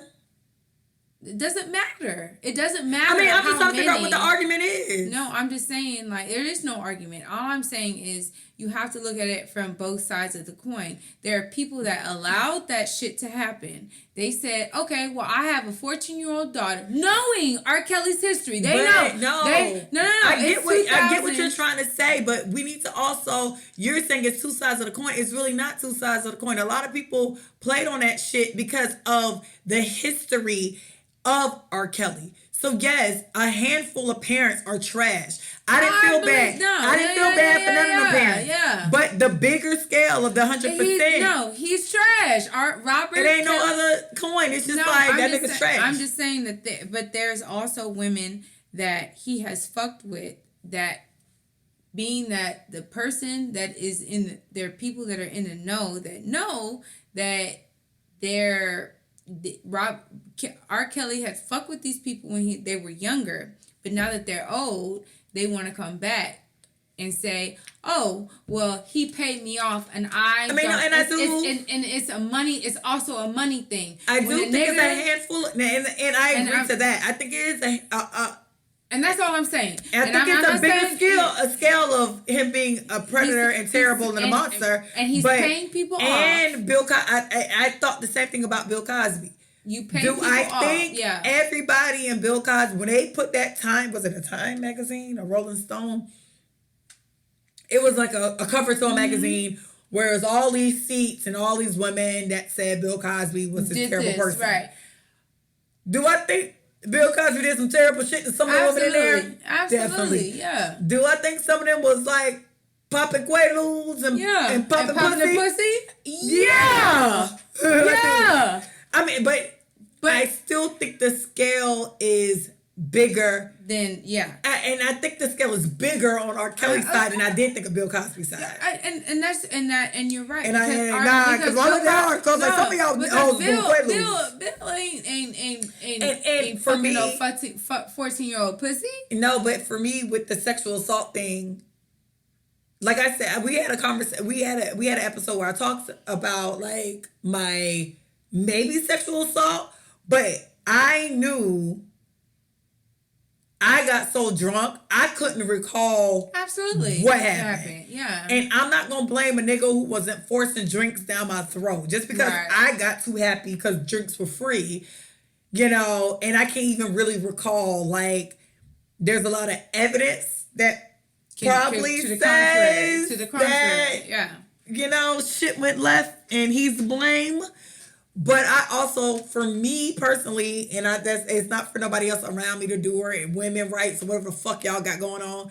For me, in both my situations, I knew nobody put nothing in my drink or made me do something I didn't want to do. Mm-hmm. It was very so much me just getting drunk. Yeah. And then I honestly, I couldn't remember. But imagine you being the type of person to have that type of situation happen to you, right? And the person that you happen to do that it happened with was a high profile person. But in Kelly's defense, them hoes not them hoes, them girls. But I'm just saying. He went to the high school. But some of them weren't just 14. You got some older women that. I get what you're saying, but at the same time. It's like, okay, you have the situation happen. You bring it to the square, right? Mm-hmm. They pay it off. And then 5 years down the line, you say, you know what? That payoff wasn't enough. If you don't, and this is all the argument that he was trying to bring up was like, it's a lot of extortion behind the scenes. No, I get that part, but the percentage of it all isn't enough because for me Robert personally. Is not going to. Robert was going to that shit earlier. Now Robert ain't going to no fucking high schools right now. But the charges he has isn't for today. No, it's not for today. Yeah, it's from the so he probably did that shit. But and not to say that again, I'm not saying that he is whatever that no, that nigga did that shit. But I'm just saying there are females that are out there that are older than I'm not talking about the 14-year-olds. I'm not talking about the 15. I'm not talking about anybody under 18. I didn't feel bad for the girls who were. I didn't feel bad for the girls who were grown. I'm not talking about anybody that's under 18. No, I don't feel bad for the grown women that were in the documentary. I'm talking about the females that decide to come out after they get paid. All I'm saying is females that know what they're getting into. Robert has been doing this shit since but forever. Those same people were in the documentary. I did not feel bad for the women, the grown women. I'm sorry. I watched the documentary. It's probably two people I was just like, damn, that's fucked up. Everybody else in the documentary, the parents, the women who grown as shit, I don't give a fuck about. Yeah. But now y'all getting these 15 and 16-year-olds and whatever the case might be, in the grand scheme of like 100%, I'm about 98% on these bitches side, on these women's side, because we already know he sat outside these high schools and been a terrible person. He's been a predator. With that for a long being time. said, you can't do shit. I mean, at the end of the day, they was gonna catch that nigga regardless, because that documentary had too much heat. So somebody in that DA office was gonna find a smoking gun or try to find a smoking gun or because they think was they got a pressed. smoking gun. They kept going to that studio. Yeah, they had that nigga. They put on that nigga there. That studio was in the blogs for a long time. And even with like Bill Cosby, if you put Quaaludes in somebody's drink, you're a terrible person. Do I think you put Quaaludes in everybody's drink? Do I think some of y'all was doing drugs together? But the ones that he paid off and he couldn't keep quiet, those are the ones that were like, you know what? If you don't do this, I'm going to do this. And when it's just like, okay, well, I'm not going to pay you, that's when the alarm starts ringing. And that's what I feel like sometimes, even though that it's wrong 100%. So you think if something happens to you, if you get paid off, you should just never talk about it again? Not to say that you shouldn't talk about it, but sometimes I know. I mean, money is always a fucking motive. But I know that if a person's saying like, okay, like you pay off this, right? But I'm still gonna try to hit you over the head. And a nigga like, no, I already paid you X amount. Like, fuck out of here. I already paid you. Shut the fuck up. I already paid you. And that person is still adamant. That happens. And I feel like that's kind of like, even in Bill Cosby case, I feel like that's kind of what happened. And it's a trickle effect. One person say something. Yeah. Because you know who else just got down? AJ Calloway from 106 Park. When you stop paying shit. Well, I don't know if he was paying people, but I know one thing. If one person come out, then there's a second person who all of a sudden remembers. Yeah. Or don't necessarily remember. Maybe kept it quiet. But then I think some of y'all. They can be coached. And then, I do. But at the end of the day. But that shit is trash. Yeah, R.Kelly is horrible. Like, the fact that we know he married Aaliyah we know that he lied on her their marriage certificate. And I think what R. Kelly too is, R. Kelly has been such a showboat the entire time. Absolutely. That it made it Piper of R&B. That, and then just the Not Guilty song. And he's been such, it's been very blatant and in our face. His music has been predatorial music since Seems Like You're Ready.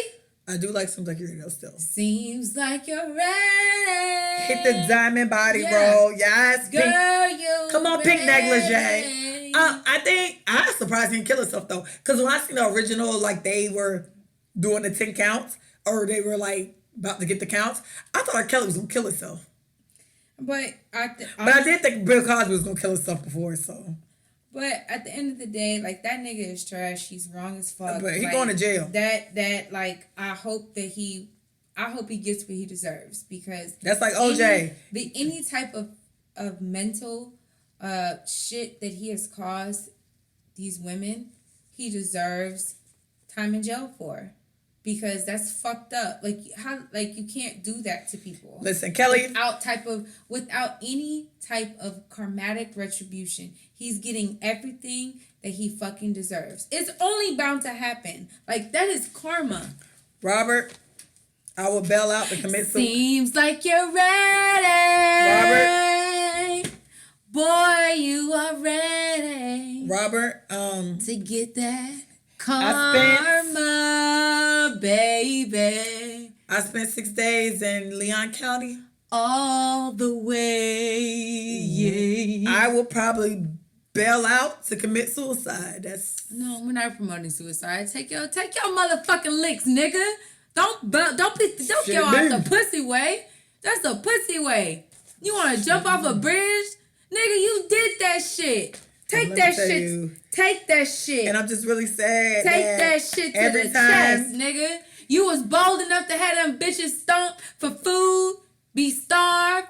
You had your wife over there handcuffed, pigeon-toed, all types of shit, where you was on the bed spread out. She was on the floor. She was crying. Nigga, take that shit. Take that bunk bag. I'm gonna tell you what's sad too, because you know Fuck that all nigga, these man. 90s shit that come out, they're Fuck gonna act like that you didn't nigga. exist, sis. Fuck that nigga. But you know what? I believe I can fly. Makes me cry every time. So listen. I believe I can fly. Had me trying to touch the rim. Listen. So y'all been hitting Recovering Party Girls up and asked, how did I feel about Boomerang? I watched the first Boomerang, the TV show on BT. I didn't watch it. I don't care about that shit. So, I mean, I expect you not to. So I posted the first 2 episodes I watched, and then I kept posting what reminded me of the regular show, the movie Boomerang to the show. So quick things. Boomerang could have been Boomerang without being Boomerang, if that makes sense. I like the story. I like the fact that Simone's dad owns the company. I like the fact that she has like this childhood friend that he likes her, but she doesn't really like him, but she kind of likes him. I like that whole narrative. I don't think Boomerang needed to be the base of that narrative. Simone could have been any girl who daddy owns the agency.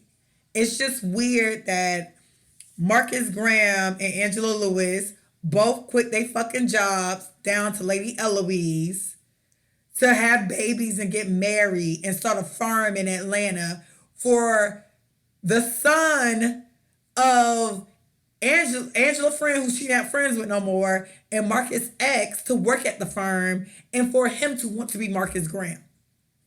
The whole entire show is about that nigga wanting to be Marcus Graham. And it's like, why you want to be your mama ex? Who is your daddy, nigga? Is your daddy a lawyer? Is he a politician? Is he a basketball player? Who is your daddy? Like, why are you trying to be your mama ex-boyfriend? So I just think Boomerang would have been really good without being Boomerang. And I know that sounds weird, but it could have been a good show without Marcus Graham and Angela Lewis being Simone's parents. Especially because while watching the show, all I want to see is Marcus Graham and Angela Lewis. Eddie Murphy still look good. Halle Berry, a producer, she still look good.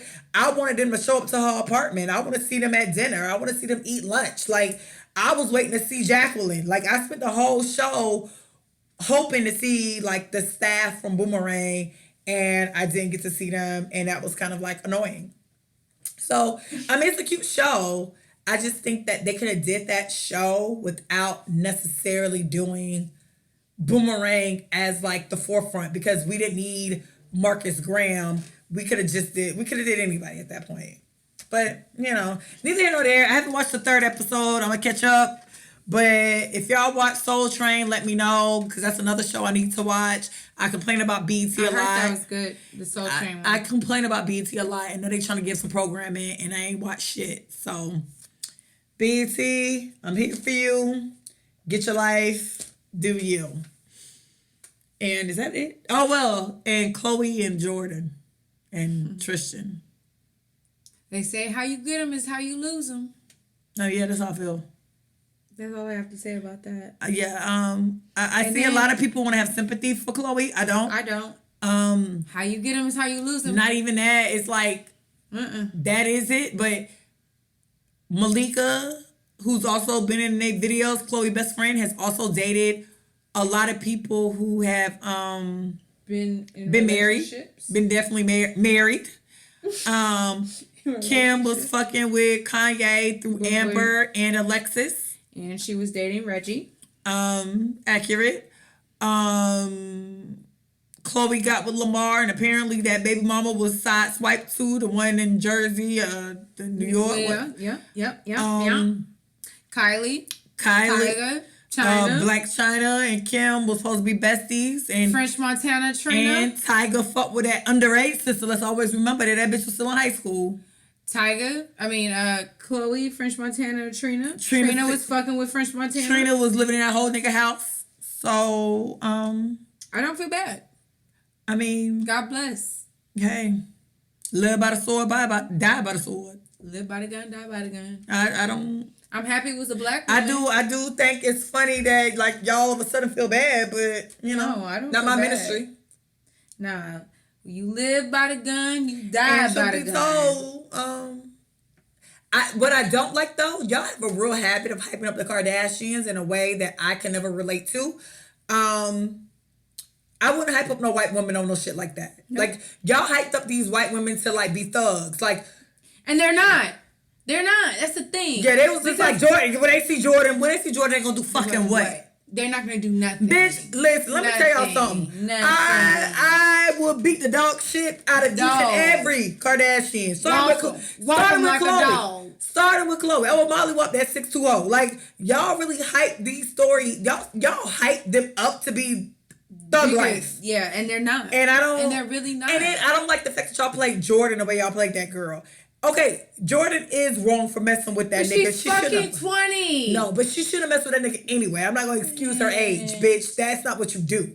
But one thing too is, y'all act like Kylie found, or the Kardashians found Jordan in South Central LA living in the projects, as if Jordan did not live in Calabasas as well. They didn't find that bitch. That bitch was a fucking neighbor. Boom. Why y'all keep acting like Kylie was saving that bitch? Kylie was not saving that bitch. That girl family already had money. Will Smith wished that girl a happy birthday and was holding her as a baby in the fucking picture. Jordan parents ain't fucking broke. Boom. She's not going to the ghetto. She's not going to community college. She's going to be fine.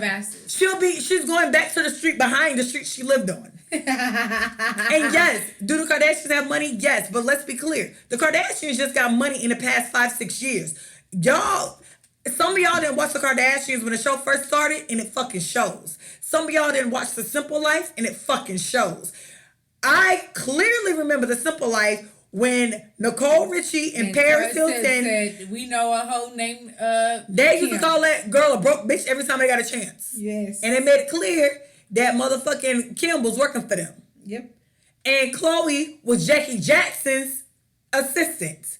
Like, stop hype. Y'all hype up white girls way more than I would ever fucking be able to relate to. Like, it's so fucking mind-boggling to me. Like, I could never. I would fucking never, to be honest. God bless Jordan. You did us a favor, sis. And not even that. It's just like, stop acting like that girl going to the ghetto. No, that girl going to the street behind her. Well, yes, Kylie and them make money now. Yeah. But let's not act like Jordan ain't from their same neighborhood, which is still a rich neighborhood. And let's not act like the Kardashians and start off in that basic house in Calabasas. Y'all done forgot them earlier seasons of the Kardashians when them hoes was eating Chipotle and Kim lived with her mama and Khloe and Kourtney had to save the penthouse. They couldn't even film because they were all living in the same house. Right. And Khloe and Kourtney shared an apartment together. Y'all just got really beside y'all in them comments towards Jordan. I know some of that shit be jokes, but some of that shit just ain't funny because y'all hype up white women in a way where I will fucking never. Period. Ever. Except Jennifer Aniston because I fought with that white girl. But outside of that, ever. And I need to find, is there a white podcast I can go to? Because I really want to talk about Jennifer Aniston and Brad Pitt going to her birthday party. That's neither here nor there. But you want them to be back together? I like the fact that he went to her birthday party. I do. I like Jennifer Aniston a lot. Like, she's like my fave. I stand that white girl. You know what? Oh, shit. Sorry. Wow. I'm sorry. Wow. Wow. Can you cut it off? I can't. Can you cut it off? Jesus Christ. Okay. Sorry, guys. But yeah, y'all hyped up that situation in a way that I just would never. I still think half of this shit's a fucking ploy. But even if it wasn't a ploy, y'all hyped up them white girls to be thug mistresses way more. And they're not finna do shit. I will beat the dog shit out of all of them, like, right now. They not finna do a goddamn thing. I will, like, drop everybody on their fucking neck. Like, I was getting irate for Jordan, because I know Jordan's still black, and she got black family members, and them black-ass niggas was ready to, like, drop them hoes for her. Ready. Like, so, and you know what I hate the most is it's like, people are like, all the sisters stop following Jordan Woods on social media. First of all, who gives a fuck? And y'all get confused because y'all watch so much reality TV and be on TSR so goddamn much. Y'all forget that reality TV is still the bottom totem pole of Hollywood. Big facts. They can put a camera in front of me and Adrianna. We'll become reality stars. Nigga, we a lot. Like, it don't matter. reality TV production is very cheap. I'm not saying the Kardashians didn't do a good job with everything they have. Fabulous job. You know. Kris Jenner. Hello, Chris. The devil works. Listen. But Kris Jenner works harder. Harder. But in real fucking, like, the grand scheme of life, who the fuck is the Kardashian scaring and stopping from the red carpet besides bullshit reality stuff? They ain't stopping nobody from the Oscars. They can't stop nobody from the Grammys. They can't stop nobody from the BET Awards. They can't stop nobody from the Essence Awards. They might stop a bitch from motherfucking E. Yeah, they can do E. E. And then y'all acting like, and y'all saying Jordan fucked up her bag. What the fuck is Malik hacked bag? Them fucking twins been hanging out with Khloe, and all they shows on E got canceled. Like, y'all was so fucking weird. Like, y'all appreciation for the Kardashians and white women and that type of level is something I can never relate to. And Lord Pimpin, you got some fucking nerve to be in the comment section talking about Jordan when your bitch ass was messing with fucking Future. Like, you're this bitch. Let's talk. Like, y'all are weird. Ooh. No, because, like, them white hoes been fucking with everybody, nigga. And then all of a sudden, it's like an audacity. My baby daddy. Don't mess with my man. Yeah, no. That wasn't your man. Yeah. That nigga didn't want to be with you from jump. That nigga got with you because every other Kardashian was busy. That nigga waiting for the younger Kardashians to turn 18. Nigga, you're not the first option, bitch. No. Weird. But neither here nor there. Neither here nor there. Ain't my business. Who are we? Just chat. Simple girls. Simple girls chatting on this shit. I still ain't got no fucking voice. Oh, man. I'm just here. So this week, we're recovering from body counts. Count your body, sis. New year, new body count. Dead ass. So do you actually... I mean, I didn't want to do this episode. I just want y'all to know that y'all chose this. And then I said it to Adrianna, and she said it was a good one. I was just like, who gives a fuck? Because I don't believe in body counts in that type of space. So... what are your thoughts on body counts?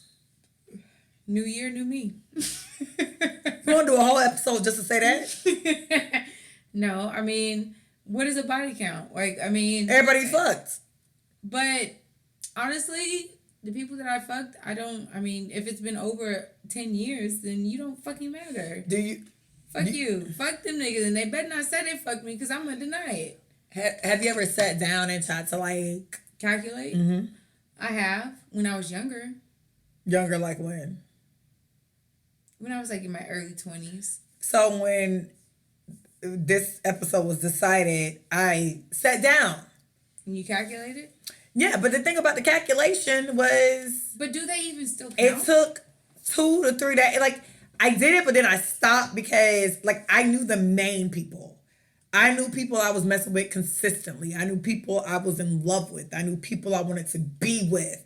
And then you got like all these add-ons that was like some homeboy you slept with randomly summertime in 2007.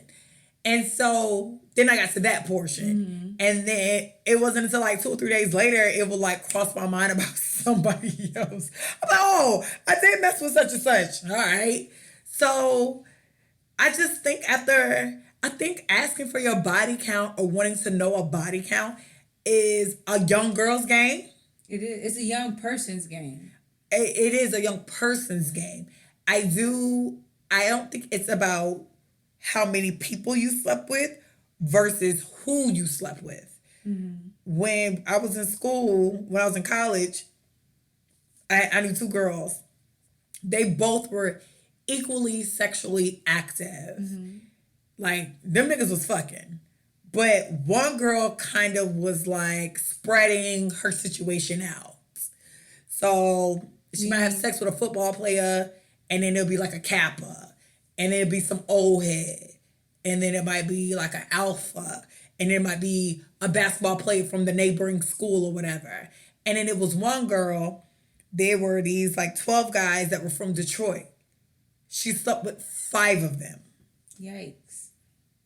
That changes the narrative. Now she's a hoe, she's a slut, because this small group of people she slept with versus the homegirl I knew who smashed more people than her, but it was so spread out, there was no direct lines to everybody. So I don't necessarily know at this point if it's about the number of people. It's 7 continents. If you sleep with one person from 7 different continents, you slept with 6 people.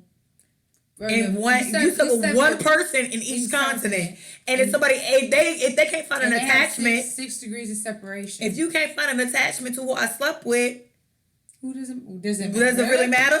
And if I have a clean bill of health, because that's the important part. Like, people be doing a whole bunch of shit, but so does the clean bill of health eradicate the fact that you slept with a whole bunch of people? I think a clean bill of health can eradicate as long as it's not like somebody brother, cousin, nephew. But what if it's not something that, okay, so, well, I guess it's not a clean bill of health then. I mean, what if it's something that is not transferable? What? Chlamydia? Bitch, I had chlamydia. But, that shit don't count now? No, I'm just saying, like, okay, so if a person has herpes, right? Mm-hmm. And a person has herpes, they take medication, they can't spread it. Does that count? Yes and no. They can't spread it if they yes, if a person can track back to everybody you slept with. No, if you're like a wife that got it from her husband. A lot of stuff is circumstance. Like, a lot of stuff is who the person is and what they've done. Right. If you're like a housewife and you got herpes from your husband and you explain that to a nigga, you can't help that your husband was shit. Your husband was a whole ass nigga. What if it was your first boyfriend and then that's fine too. Like, a lot of stuff is situational. STDs are situational. So, right. But when niggas, STDs are situational. Anybody who has ever been in love and been raw dogging somebody is opening themselves up for AIDS, HIV, chlamydia, syphilis. You really need to know who you fucking with. That's the bottom line. Now, on the flip side, if y'all are all in college and y'all just raw dogging, just the raw dog, and you fucking like 6 niggas at the same time, and it's just like such and such got such and such, then people kind of like trash you for that. You need to, if you don't have a clean bill of health, you need a clean bill of story. No, I know that sounds stupid, but it's the truth. No, in a space of, somebody once told me they like fucking with hoes because hoes know to use condoms. And I was like, really? They was like, hoes don't play. Hoes are like the most, I don't need no STD, money grabbing hoes that's trying to get your coin. They don't play that shit. They was like, it be them naive, like I want to be in love hoes that always get the shit. I remember thinking that was like the most terrible thing. But then looking, like being grown now. I can see that. That's the story. You can't tell me you got some shit and you ain't got like a clear path of a story. If you was like, I was married and my husband XYZ, I think people have more pity on you. Yeah. So your body count isn't necessarily your body count because you could lose your virginity to a nigga and get AIDS. You slept with one person, you got AIDS. Yeah. You slept with one person. Yeah. I slept with one person, got chlamydia. Like, so I think a lot of stuff is who you sleep with in your area. Right. And the story behind whatever. Why, how it happened. Who are you sexually? I mean, honestly, like, my chlamydia story really dates back. I didn't get chlamydia when I was out here hoeing in my 20s. Right. I got chlamydia when I lost my virginity. Yeah. So I just think, like, it's who you specifically slept with and the degree of how you slept with everybody. And then because I feel like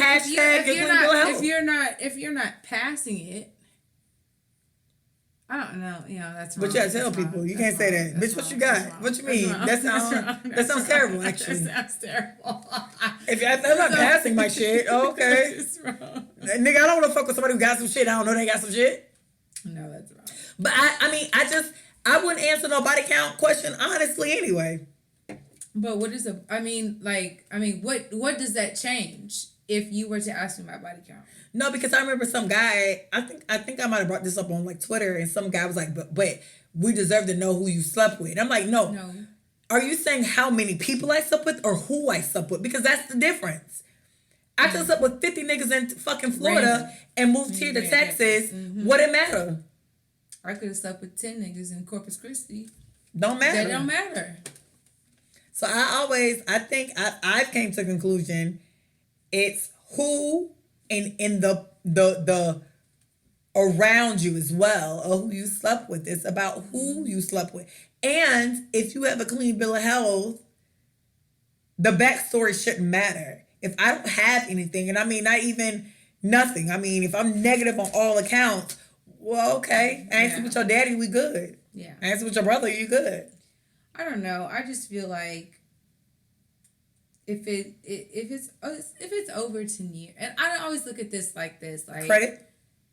It's not necessarily credit, but if it's over 10 years, like if I fucked you one time and that was 10 years ago, to me, it doesn't count. I don't count it. But who? And then I was talking to But somebody. why does that? But why does something? But to me, it's just like, why does something that happened over 10 years ago count? It doesn't count. Like, you shouldn't mention it. Like, it's not worthy of a conversation. It's not worthy of anything. And the thing is too. So when this episode was decided, I went to Google like the average body count for a 30-year-old. There's no website that can tell you that. They gave you a bunch of women with different ranges because there is no average count. There is no average count. So the guys what they talking about podcast, they always say that an average woman is 48 bodies between 18. I want to say it was 18 to. But how do we decide this number? And I asked them this. I said, how did y'all come up with this number? They said, well, they didn't even give a fucking answer. They didn't give an answer. They just said that they based it off of college years. I said, but not everybody went to college. I didn't go to college like that. But when I think of college years, I don't necessarily think of, I think of my college. But when I think of college years in a general conversation with people, I think of ages 18 or like 24. Yeah. But they're going past 24. They're going to 20, like to 30. And they're saying that women between 18 to 30 have slept with over 48 men.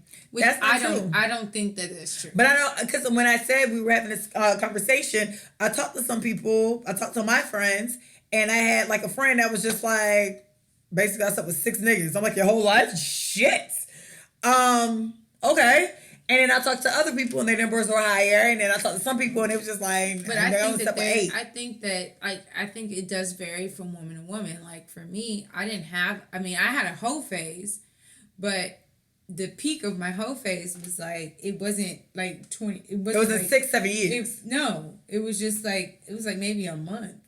No, I had a whole phase. I had my whole phase. It was the rotation of four guys, and that was it.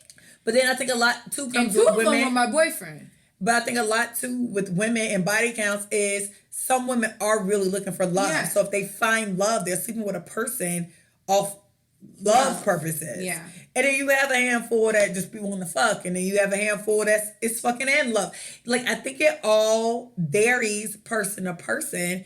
And I'm just not at this big age of mine. I'm not gonna date nobody that's like, what's your body count? Yeah. Nigga, okay. And I wouldn't want no man to ask me my body count anyway. Nah, and I really sat here and tried to write down a list. And like I said, when I first started writing down, it was easy to remember the guys I was in love with in a relationship with. Then I kind of went to like them niggas I used to fuck with all the time. Then you start going into other like aspects, and next thing you know, you naming a nigga you met at Subway. Ralph. And you ain't got no real name. No shade, but that was my list. And then when I talked to my homeboys, some of them was like, man, I capped out at like 221. And it was just like, wait, straight names? Straight names. So 221? It's a lot of, because I've been... What? You? No, not me. What? No, not me. My homeboys. They kept. I was asking people how many. I was asking my homeboys, do they know how many women they slept with? They said 220. But it was like 3 of them. When they were explaining it to me, they was like, it was an error. Like when we lost our virginities in high school, You trying to fuck 2 bras a day. And you fucking 2 bras a day for like 10 years because you young and you 16 and you in college and that. And it was just like, them numbers just go like insane. And I was just like, damn. So I feel better because I'm nowhere near that. But I do think, I mean, at the end of the day, clean bill of health, clean bill story. Yep. That ain't nothing more, nothing less than that. Like, I can't. Like, and like I said, I really look for an average. And I told my homegirls I couldn't find no average. And she was just like, because nobody sleep with the same amount of people and nobody telling the truth. Mm-hmm. So then I kept looking. And when I finally found like an article that I liked, it was about 10 women. And the ranges went from like 2 to like 91 or something. Mm-hmm. And but then when she was telling the story, 91 didn't seem odd. It was like, oh, you've been fucking since you've been 15. Yeah. Okay, you thought you was in love with every nigga that you messed with in high school. Yeah. Oh, you thought you was in love with every nigga you met? Yeah. And then it started making sense. Okay. It wasn't like she was on no real trill shit either. Yeah. I don't know. Like, I don't know. I just don't. I don't know.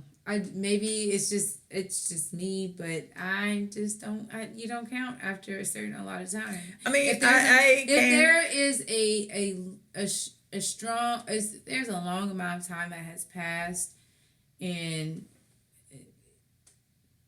you're not mentioned. You're not on that list. I mean, me and my best friend came up with the rule when I was in high school because that nigga I lost my virginity to gave me chlamydia. We took off, she was like, we're never going to mention him again. And so the rule was every year you can delete a person. So every year, like, if I sup with you and they turn into nothing, I'd be like, oh, who?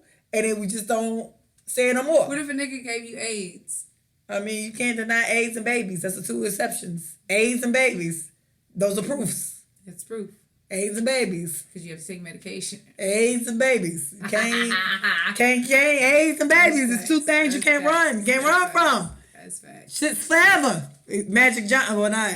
No, because it's a cure. It's a cure. It's a cure. It's a cure out there. Yeah, I heard a couple stories about AIDS. That nigga got and then they have. I knew somebody's brother was in the military when AIDS first hit, and the original medication that they were giving.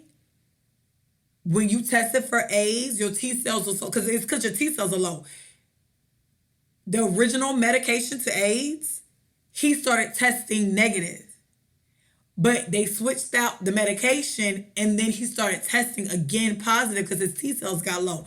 So there's something out there that the government don't want a bitch to know. No. And I ain't one of them theory people, but Magic Johnson not T cells being up and healthy all the time lets me know that there's something out there that can snatch you. You have to have money to get the cure. And them bitches knew then because this shit was in the 90s. And them bitches was like, nah. First of all, you have to have money to get the cure. Nah. You not finna just come off on some insurance talking about I paid a copay $500 for the cure. Now my T cells is up. Now your T cells is up. Nah, you gotta have at least. Because they gonna do a credit check. My ass gonna be in a dime. Them niggas gonna let my T cells get to 0. Look, bitch. you gotta do a credit check before you can get the cure. But no, I do think it's who versus how many. Who and then who the ratio. Yeah. Because if you move, the ratio starts over. It deletes. It does. What you gotta prove? You got a kid? I agree. You have a trailing STD? It's kids and STDs you can't get rid of. When I mean get rid of, I mean if you still take the medication for that STD, you didn't get rid of it. Like you ain't no one hit a quitter with the chlamydia. Some antibiotics, that bitch was chilling. No, but listen, have a good time, stay protected. Don't have a baby and don't catch nothing. Don't have no babies. I got a homegirl. She be trying to delete her baby daddy. I'm like, but y'all got 3 kids. No. Can't delete a nigga with 3 kids. Can't deny it. Do you tell your number? You don't know it. Do you know your number? No, I don't. Would you ever sit down and write it? I have, but at the end of the day, You it's ain't just been over 10 years ago, so no. Nobody counts. No, you can't claim me. Don't claim me. Listen, don't claim me in case you got me on video. And and when you got me on video, that ain't even me. if you got me on video, let me know so I can tell the feds. Because I'm reporting your bitch. So I can say you take me that's unaware. I don't care if I set the camera I up. don't care if I was like this. I don't care if I set the camera up. I was like this in the camera. I ain't see no red light. Ain't no being taped. Officer. Texas is what is it, that state where you can't do what is it, nudity? Listen, don't let me look half my age. I'm saying I was underage. I'm taking you to jail. You see? Listen. You see? All the time. What y'all want to do is have me on Pornhub, because I've been seeing all y'all videos on Pornhub.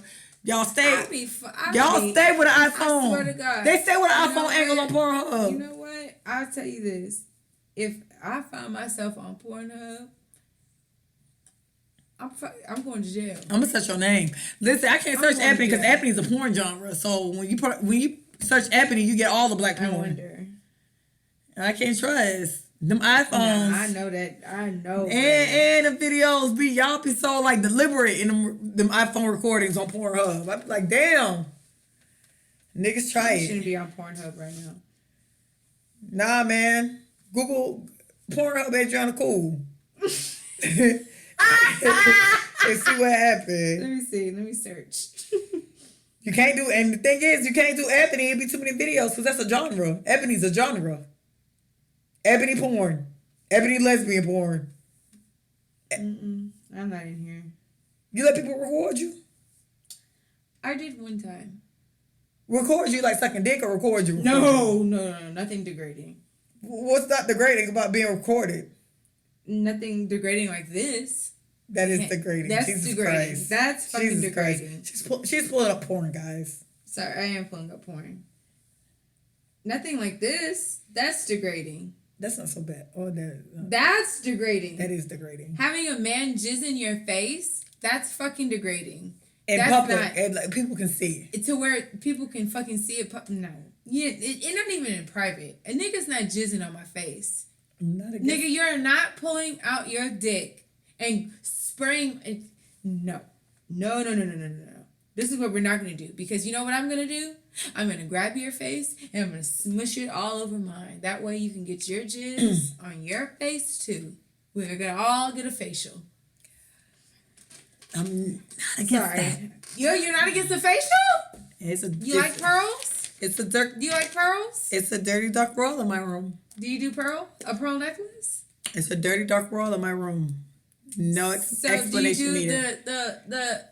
Listen, Evan, you don't even go. like to suck dick. Shut up. I do like to suck dick. I said I would prefer to have sex before I suck dick. You said that conversation was in a medium of like life, which is easier to do. I said it's easier to have sex than suck dick. In the media, like if some shit go left, what would you prefer with a nigga? I said I'd rather have sex than suck dick. You said you want to have sex. You rather suck dick than have sex. I never said I didn't like sucking dick. Don't put that false narrative. So you like the facial. Don't put a false narrative out to the streets. So do you put a facial on you? It's a lot of things I'm not against. I can't go into detail what I'm not against. So but you put a facial on you? It's a lot of things I'm not against. Pearl necklace. It's a lot of things I'm not against. On your chest. Not against a lot of things. Do you wrap it up and then put it in your mouth? Not against a lot of things. Not against. It's a lot of things people are against. It's a lot of things I'm not. See, I couldn't allow a nigga to jizz me in the I'm face. just saying, I'm not confirming or denying. I don't like things being sprayed in my face. I'm not confirming or denying anything. I just want to go on record to say your skin is clear. There's a lot of things I'm not against. I'm A-okay with a lot of things. So that's that. Sis, your body count is your business. Just don't sleep with cousins. Don't sleep with cousins, brothers, daddies, uncles, fathers. Don't get just besties. Don't sleep with one clique. Don't sleep with all the Kappas. Don't sleep with all the alphas. Do they have Kappa sex on here? They might put Google Kappa. I'm gonna Don't sleep. Don't sleep with the clique. That's all. Oh, that Kim Kardashian? Oh, Jesus Christ. I seen her porn. Her porn's terrible. But give us 2 seconds. We need to find these letters to read to y'all. Okay, and we are back to Moesha's diary. This letter is from Elizabeth Eckford. She was a part of the Little Rock Nine. She actually showed up early. Apparently, the NAACP was trying to get all the kids to one house so they all could go together. This Elizabeth, apparently, she didn't have a phone at her house, so she missed the message, which means she ended up going to the school early on September 4th, 1957. So she showed up early, and basically, white people were white people in that day. The whites were whiting? Yeah, the whites definitely were whiting. The National Guard actually blocked her, and it wasn't until about 20 days later Eisenhower had the U.S. Army escort all the black kids to school, but then it was trashed the whole entire time because, white people were being white people. One of her biggest haters was Hazel Bryan. If you ever see the picture of Elizabeth Eckford, she's walking in like a cute little shirt and she had a skirt and like this collar shirt on and her shades. And you see bitch ass Hazel behind her yelling. Hazel apparently isn't racist anymore, so she spent like her life. She's rejuvenated. Yeah, she spent her life trying to get coins and not be racist or whatever the case might be. Do. And her and Elizabeth apparently became friends, but then they healed. But then Elizabeth was like, that bitch was using it so they can go talk to Oprah. Like they went to Oprah. They did go to Oprah. Did you see that episode? Wow. They went to Oprah like Oprah's last season. Little Rock 9 came, and then the white people was apologizing. I spit on your book bag. I put pins in your seat. Whatever. White people was white people in. But Elizabeth Eckford picture is black fucking magic. Her outfit, her shades, and to see all the white people standing behind her, being white people, was a beautiful sight. Because white people are trash, and she was bomb. So, whatever. So, Elizabeth says, my best friend of years has slept with every one of my boyfriend's friends that she has met. She always slept around and it normally doesn't bother me, but I recently went through his phone and they were talking about her in their group message.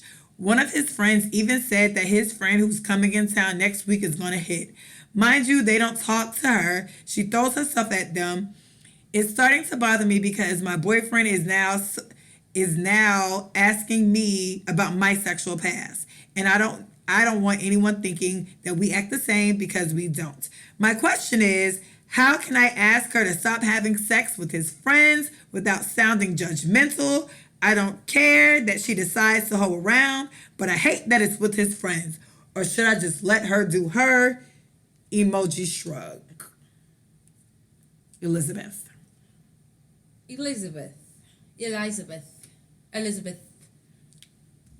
Let it Girl, be a hoe. At the end of the day, that's your friend. You know your friend, right? You know who your friend is. You can't tell somebody stop fucking my nigga friends. She's gonna do what she wants to do. Because you start trying to police, she's gonna start trying to do it behind your back. I feel like you should have a conversation with her. If it bothers you, have a conversation with her and say, hey, I'm feeling this type of way. I don't like it. I really want you to, and put it in a way to where it's like you want her to feel more respected around his friends. But at the end of the day, it's just like you can't make somebody be what you want them to be just because you think that that's not how they want to be. I had a friend like that. I had a friend that fucked every nigga. I mean, every nigga. At the end of the day, you can't correct that shit. Like that's something that person has to say, you know what, I don't want that type of image on myself. And it's not something like you can say your piece. I would recommend that you say your piece and let that be that. But if nothing changes, at the end of the day, that's not your problem. Her reputation is not your problem. And if that's something that you can't deal with, then and your friendship can't survive with that, then that's not somebody that you should be friends with. I'm a little different. I think if you don't want your friend fucking your man's friends, then stop inviting your friend around. Mm-hmm. I mean, every friend has a place in an era, in a situationship, in a relationship, and maybe she isn't the bring your friend around your boyfriend type. Like, you can't police anybody from being who they are. No. But you can police the situation around you. Yep. And which means you can police her being around you. Mm-hmm. And maybe that's something you need to do moving forward, where I know it sucks that you can't invite your friend to the function, but every friend ain't meant to go to every function. Nope. I'm sorry. It's certain friends I like to go eat with. It's certain friends I gossip with. It's going to be certain friends that if I know I want to have a good night of fun, I know they're going to be like all the way live with me. It's certain people for certain things. And she might not be the friend for that. That doesn't make her less of a friend. Yeah. That doesn't make her less of a person. She just can't be on no double dates with you. And it's not even a double date because she ain't even bringing no nigga. You know when you and your man about to go out and he bringing a friend and you bringing your friend, you know what's about to happen. So stop acting fucking shocked. Like, what the fuck? She sleeps with everybody around us, so I invite niggas around. Okay. Bitch, you the problem. So just stop. It's that simple. She could be your friend. Y'all can still go eat. Y'all can still have dinner. But when, you and your nigga... It's time to double date. Yeah, when it's time to double date, leave her alone because she ain't bringing no nigga. You bringing a nigga. There ain't no double date anyway. If your boyfriend bringing a homeboy and you bringing a homegirl, you should know what's going to go down. Especially because you're saying you know how your friend is. So, no, you don't need to tell her to stop being her. You need to stop inviting her places to be her. Yeah. Some of y'all really, but y'all act like y'all don't be knowing the difference. Because I know people invite me certain places for me to be me. They want me to be the hype man. You know what I'm saying? They want me to turn up. They want to be loud and have fun and blah, blah, blah. Y'all be inviting a lot of people because, oh, my homegirl fun. You probably invite her because you think she fun and shit. Nah, nigga, that's on you. Stop inviting her. It's really that fucking simple. She still can be your best friend. That does not stop her from being your best friend. She still can hang out with you personally. She still can hang out with you and your boyfriend personally at the house. I mean, I wouldn't hang with her at the house if she fucking everybody, but whatever. You still can hang out with your friend without putting her in spaces where she has to show her true colors. Yeah. People don't, what's the quote? A leopard never changes spots? Is it a leopard? A zebra never changes a zebra stripes. Okay, that's actually it. A zebra never changes his stripes. Stop making people be something different. Start putting them in spaces where they can be themselves, or start putting them in spaces where they can't be themselves in the sense of don't put the temptation around them. Mm-hmm. That's like if you know your friend do meth, don't take them to the meth house. If your friend is an alcoholic, stop taking them to the bar with you. And I've been guilty of that. We had a friend for real where we knew that bitch had a problem. Like a real life problem. Like we've discussed the problem outside of her and with her. But guess what happened on Friday night? When we wanted to go to the club, she was in a car too. Yeah. And I've been guilty of buying this same person drinks. Often. A lot. And then got mad when she became the person that I didn't want her to be. Stop inviting people to shit and stop doing stuff with people with shit hoping they're going to be a better person. They're fucking not. They're going to be themselves. That don't make them a bad person. That just make them true to themselves. It's like a Chinese saying about like a scorpion that rolled the turtle over. My mom says this all the time. It's like a scorpion that rolled the, what's the other word for turtle? What's the other? Tortoise. The scorpion rolled the tortoise across the river. The tortoise said, I want to take you, but you're going to sting me. The scorpion said, I'm not going to sting you because you're taking me across the river. The motherfuckers got across the river. The scorpion stung him. The tortoise was like, what the fuck? The scorpion said, well, what you expecting me to be? I'm a scorpion. I sting people. Damn. That is the bottom line to a lot of shit. Stop making people be something you want them to be. That girl can be your best friend without being your road dog to that extent. Yeah. You can tell her about the party later. I got a couple of friends I don't invite to the party, but I can tell them about it the next morning.